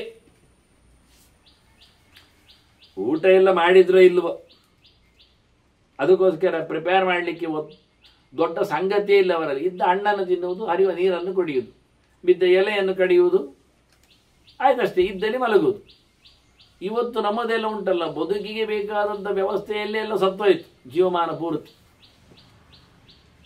ಎಂತೊಂದು ಮಾರ್ಯಾರೆ, ಮಧ್ಯಾಹ್ನ 1 ಗಂಟೆ ಊಟಕ್ಕೋಸ್ಕರವ ಹಿಂದಿನ ದಿನದ ಮಧ್ಯರಾತ್ರಿ 12 ಗಂಟೆಯಲ್ಲಿ ಶುರು ಮಾಡಿದ್ದಾನೆ. ಕೆಲವೊಮ್ಮೆ ಹಿಂದಿನ ದಿನ 10 ಗಂಟೆಗೆ ಶುರು ಮಾಡಿದ್ದಾನೆ. 8 ಗಂಟೆಗೆ ಶುರು ಮಾಡಿದವರಿದ್ದಾರೆ ಕಲ್ಯಾಣ ಮಂಟಪದಲ್ಲೆಲ್ಲ. ಹಿಂದಿನ ದಿನ 7-8 ಗಂಟೆಯಲ್ಲೇ ಎಲ್ಲ ಶುರು ಆಗ್ತದೆ. ಅಷ್ಟು ಬಗೆ. ಮರುದಿನ ಮಧ್ಯಾಹ್ನದ ಊಟಕ್ಕೆ ಸುಮಾರಾಗಿ ಒಂದು ಊಟಕ್ಕೆ 1 ಗಂಟೆ ಊಟಕ್ಕೆ 15-20 ಗಂಟೆ ಮೊದಲು ತಯಾರಿ. ಅದು ಎಂಥದ್ದು? ತಯಾರಿಯಾಗಿ ಬಂದದ್ದರ ತಯಾರಿ. ಹಿಟ್ಟು ಮಾಡುವುದರಿಂದ ಶುರುವಲ್ಲ, ಎಣ್ಣೆ ಮಾಡುವುದರಿಂದ ಶುರುವಲ್ಲ. ಎಣ್ಣೆ ರೆಡಿ ಉಂಟು. ನಿಜವಾಗಿ ಆವತ್ತಾವತ್ತಿನ ಎಣ್ಣೆಯಲ್ಲಿ ಕರಿಲಿಕ್ಕೆ ಬರ್ತದೆ. ಫ್ರೆಶ್ ಅಂದರೆ ಸೂರ್ಯೋದಯದ ನಂತರದಲ್ಲಿ ತೆಂಗಿನಕಾಯಿ ಹೆರೆದು ರುಬ್ಬಿ ಹಾಲು ತೆಗೆದು ಅದನ್ನು ಕಾಯಿಸಿ 1-2 ಗಂಟೆಯಲ್ಲಿ ಎಣ್ಣೆ ರೆಡಿ. 10 ಗಂಟೆಗೆ ಎಣ್ಣೆ ರೆಡಿ ಆಗ್ತದೆ. 12 ಗಂಟೆಗೆ ಕಾಯಿಸಿದ್ದು ದೇವರಿಗೆ ಸಮರ್ಪಣೆ ಬರ್ತದೆ. ಭಕ್ಷ್ಯ ಫ್ರೆಶ್ ಟು ಫ್ರೆಶ್ ಮಾಡ್ಲಿಕ್ಕೆ ಆಗುವಂಥದ್ದು. ತುಪ್ಪವನ್ನು ಆವತ್ತೇ ಬೆಣ್ಣೆಯಲ್ಲಿ ಸೂರ್ಯೋದಯದಿಂದ ಮೊದಲು ಕಡೆದು ಬೆಣ್ಣೆ ತೆಗೆದು ತುಪ್ಪವನ್ನು ಕಾಯಿಸಿ ತುಪ್ಪದಲ್ಲಿ ಭಕ್ಷ್ಯ ಮಾಡಿ ಪೊಂಗಲ್ ಮಾಡಿ ದೇವರಿಗೆ ಕೊಡಬಹುದು. ಎಷ್ಟು ಸುಲಭ ಉಂಟು. ಆವತ್ತಿನ ಹೌದು ರೀಫ್ರೆಶ್. ನಿನ್ನೆಯ ತುಪ್ಪವೇ ಅಲ್ಲ, ಇವತ್ತಿನ ತುಪ್ಪ. ಇವತ್ತು ನಮಮಿಹಿ ನೀತಮಾದದೆ, ಕೃಷ್ಣ ಇವತ್ತಿನ ತುಪ್ಪ ಕೇಳ್ತಿದ್ದಂತೆ. ಈಗ ಬೆಣ್ಣೆ ಕಾಯಿಸಿದ ತುಪ್ಪವನ್ನೇ ಅದರಲ್ಲಿ ದೋಸೆ ಆಗಬೇಕು. ನಿನ್ನೆ ಮೊನ್ನೆ ತುಪ್ಪ ಎಲ್ಲ ಆಗುದಿಲ್ಲ, ಅದು ವಾಸನೆ ಬರುತ್ತೆ ಅಂತ. ನಮಗೆ 30 ವರ್ಷದ ಹಿಂದಿನದ್ದು ವಾಸನೆ ಬರುವುದಿಲ್ಲ ತುಪ್ಪ. ಹೇಗೆ ಗಮ್ಮತ್ತಿದ್ದೇವೆ ನಾವು ನೋಡಿ, ಅಷ್ಟು ಮುಂದುವರಿದಿದ್ದೆ. ಹಾಗೆ ಅವರು ತಯಾರು ಮಾಡಿದ್ದೆಲ್ಲ ರೆಡಿ ಉಂಟಲ್ಲಿ. ಆ ನಂತರ ಇವನಿಗೆ ಕೆಲಸ ಬಂದಾಗಿದೆ. ಸಿದ್ಧವಾದ ವಸ್ತುಗಳಲ್ಲಿ ಅವನು ತಯಾರು ಮಾಡುವ ಅಡಿಗೆಗೆ 12 ಗಂಟೆ ತೆಗೆದಿದ್ದಾನೆ. ಹಿಂದಿನವರು ಊಟದ ಕಥೆಯೇ ಯೋಚನೆ ಮಾಡ್ತಿರಲಿಲ್ಲ. ಫ್ರೆಶ್ ಬಿದ್ದ ಎಲೆ, ಆದ ಹಣ್ಣುಗಳು, ಆಗಲೇ ಹರಿದ ನೀರು.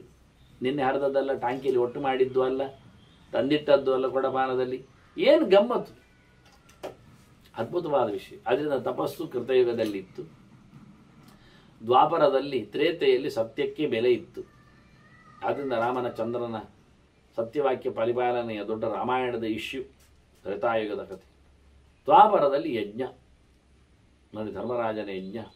ಏನು ಅದ್ಭುತ, ಏನು ಅದ್ಭುತ. ಭಗವಂತ ಸರ್ವೋತ್ತಮ ಅಂತ ಪ್ರತಿಪಾದನೆ ಮಾಡಿದ ಆ ರಾಜಸೂಯ, ಇಡೀ ಲೋಕವೇ ಒಟ್ಟಾದ ಕತೆ. ಮತ್ತೊಂದು ಯಜ್ಞದ ದೃಷ್ಟಾಂತ ಕೊಡಲಿಕ್ಕೆ ಬಾರದಷ್ಟು ಆಗಿದೆ, ಬೇಕಾದಷ್ಟು ಆಗಿದೆ. ಧರ್ಮರಾಜನಿ ಪಾಠ ಮಾಡುವಾಗಲೇ ನಾವು ಕೇಳಿದ್ದೇವಲ್ಲ 100 ಜನರ ಯಜ್ಞದ ಚರಿತೆ. ಕಲಿಯುಗದಲ್ಲಿ ಏನು ಕೇಳಿದರೆ ದಾನ ಅಂತೆ. ಕೊಟ್ಟೋಗು ಮಾರಾಯ ಅಂತಾರೆ, ಒಟ್ಟು ಮಾಡಬೇಡ ಅಂತಾರೆ. ಬಂದದ್ದನ್ನೆಲ್ಲ ಹಂಚಿಬಿಡು. ಒಳ್ಳೆಯ ವಿಷಯದಲ್ಲಿ ಸ್ವತ್ತುಗಳನ್ನು ಸಮರ್ಪಿಸಿಕೊಳ್ಳುವುದು ಕಲಿಯುಗದ. ಅಂದರೆ ಒಂದೊಂದು ಧರ್ಮದಲ್ಲಿ, ಒಂದೊಂದು ಯುಗದಲ್ಲಿ ಒಂದೊಂದು ಧರ್ಮಕ್ಕೆ ಪ್ರಾಶಸ್ತ್ಯ ಇದೆ ಅಂತ ಹೇಳಲಿಕ್ಕೋಸ್ಕರ ಹೊರಟದ್ದು, ಬಿಟ್ಟೆ ಹೋದದ್ದಿಲ್ಲ. ಹಾಗಾದ್ರೆ ಸತ್ಯ ಹೇಳಲಿಕ್ಕೆ ಇಲ್ವೋ ಕೇಳೋ? ಸತ್ಯ ಹೇಳಿ ಮಾರಾಯರೆ. ಅವರು ದಾನ ಮಾಡುವುದೇ ಇಲ್ಲ, ಮಾಡ್ತಾನೆ ಮಾರಾಯರೆ. ಮತ್ತೆ ತಪಸ್ಸು ಬಿಟ್ಟಿರೋದ? ಬಿಟ್ಟಿರಲಿಲ್ಲ. ಪ್ರಾಶಸ್ತ್ಯ ಅನ್ಯಮೇವ ಅಂದದ್ದು ಆಯಾ ಧರ್ಮಗಳು ಬೇರೆ ಬೇರೆ ಅಂದರೆ ಬೇರೆಯೇ ಧರ್ಮ ಅಲ್ಲ, ಧರ್ಮಗಳಲ್ಲಿ ಮುಖಗಳು ಇವೆ ಅಂತ ಚಿಂತನೆ ಕೊಟ್ಟರು. ಇನ್ನು ಅನೇಕ ಅಂಶಗಳು ಕಾಲದ ಘಟ್ಟದಲ್ಲಿ ಬರುವ ಚಿಂತನೆಗಳನ್ನು, ಇದೇ ಸೃಷ್ಟಿಯ ವಿಷಯಕ್ಕೆ ಬರಬೇಕವರು, ಕಾಲ ಬಂದದ್ದಷ್ಟೇ. ಇದರ ದೊಡ್ಡ ಸಂಗತಿಯನ್ನು ಏತಾಂ ದ್ವಾದಶ ಸಹಸ್ರೀಂ ಯುಗಾಖ್ಯಾಂ ಕವಯೋ ವಿದುಃ ಸಹಸ್ರ ಪರಿವರ್ತಂ ತತ್ ಬ್ರಹ್ಮಣಃ ದಿನ ಮುಚ್ಚತೆ ಬ್ರಾಹ್ಮಂ ದಿವಸ ಮುಚ್ಚತೆ ಅಂತ. ಇದೇ 12,000 ಏನಾಯಿತು, 4 ಯುಗ ಒಟ್ಟು ಸೇರಿಕೊಂಡಾಗ ಏನು ಬಂತು ಕಾಲದ ಅವಧಿ, ಇದೇ ನಿಜವಾಗಿ ದೊಡ್ಡ ವಿಷಯ ಅಂತ ಹೇಳ್ತಾರೆ. ಇದು ಚತುರ್ಮುಖನಿಗೆ ಒಂದು ದಿನ,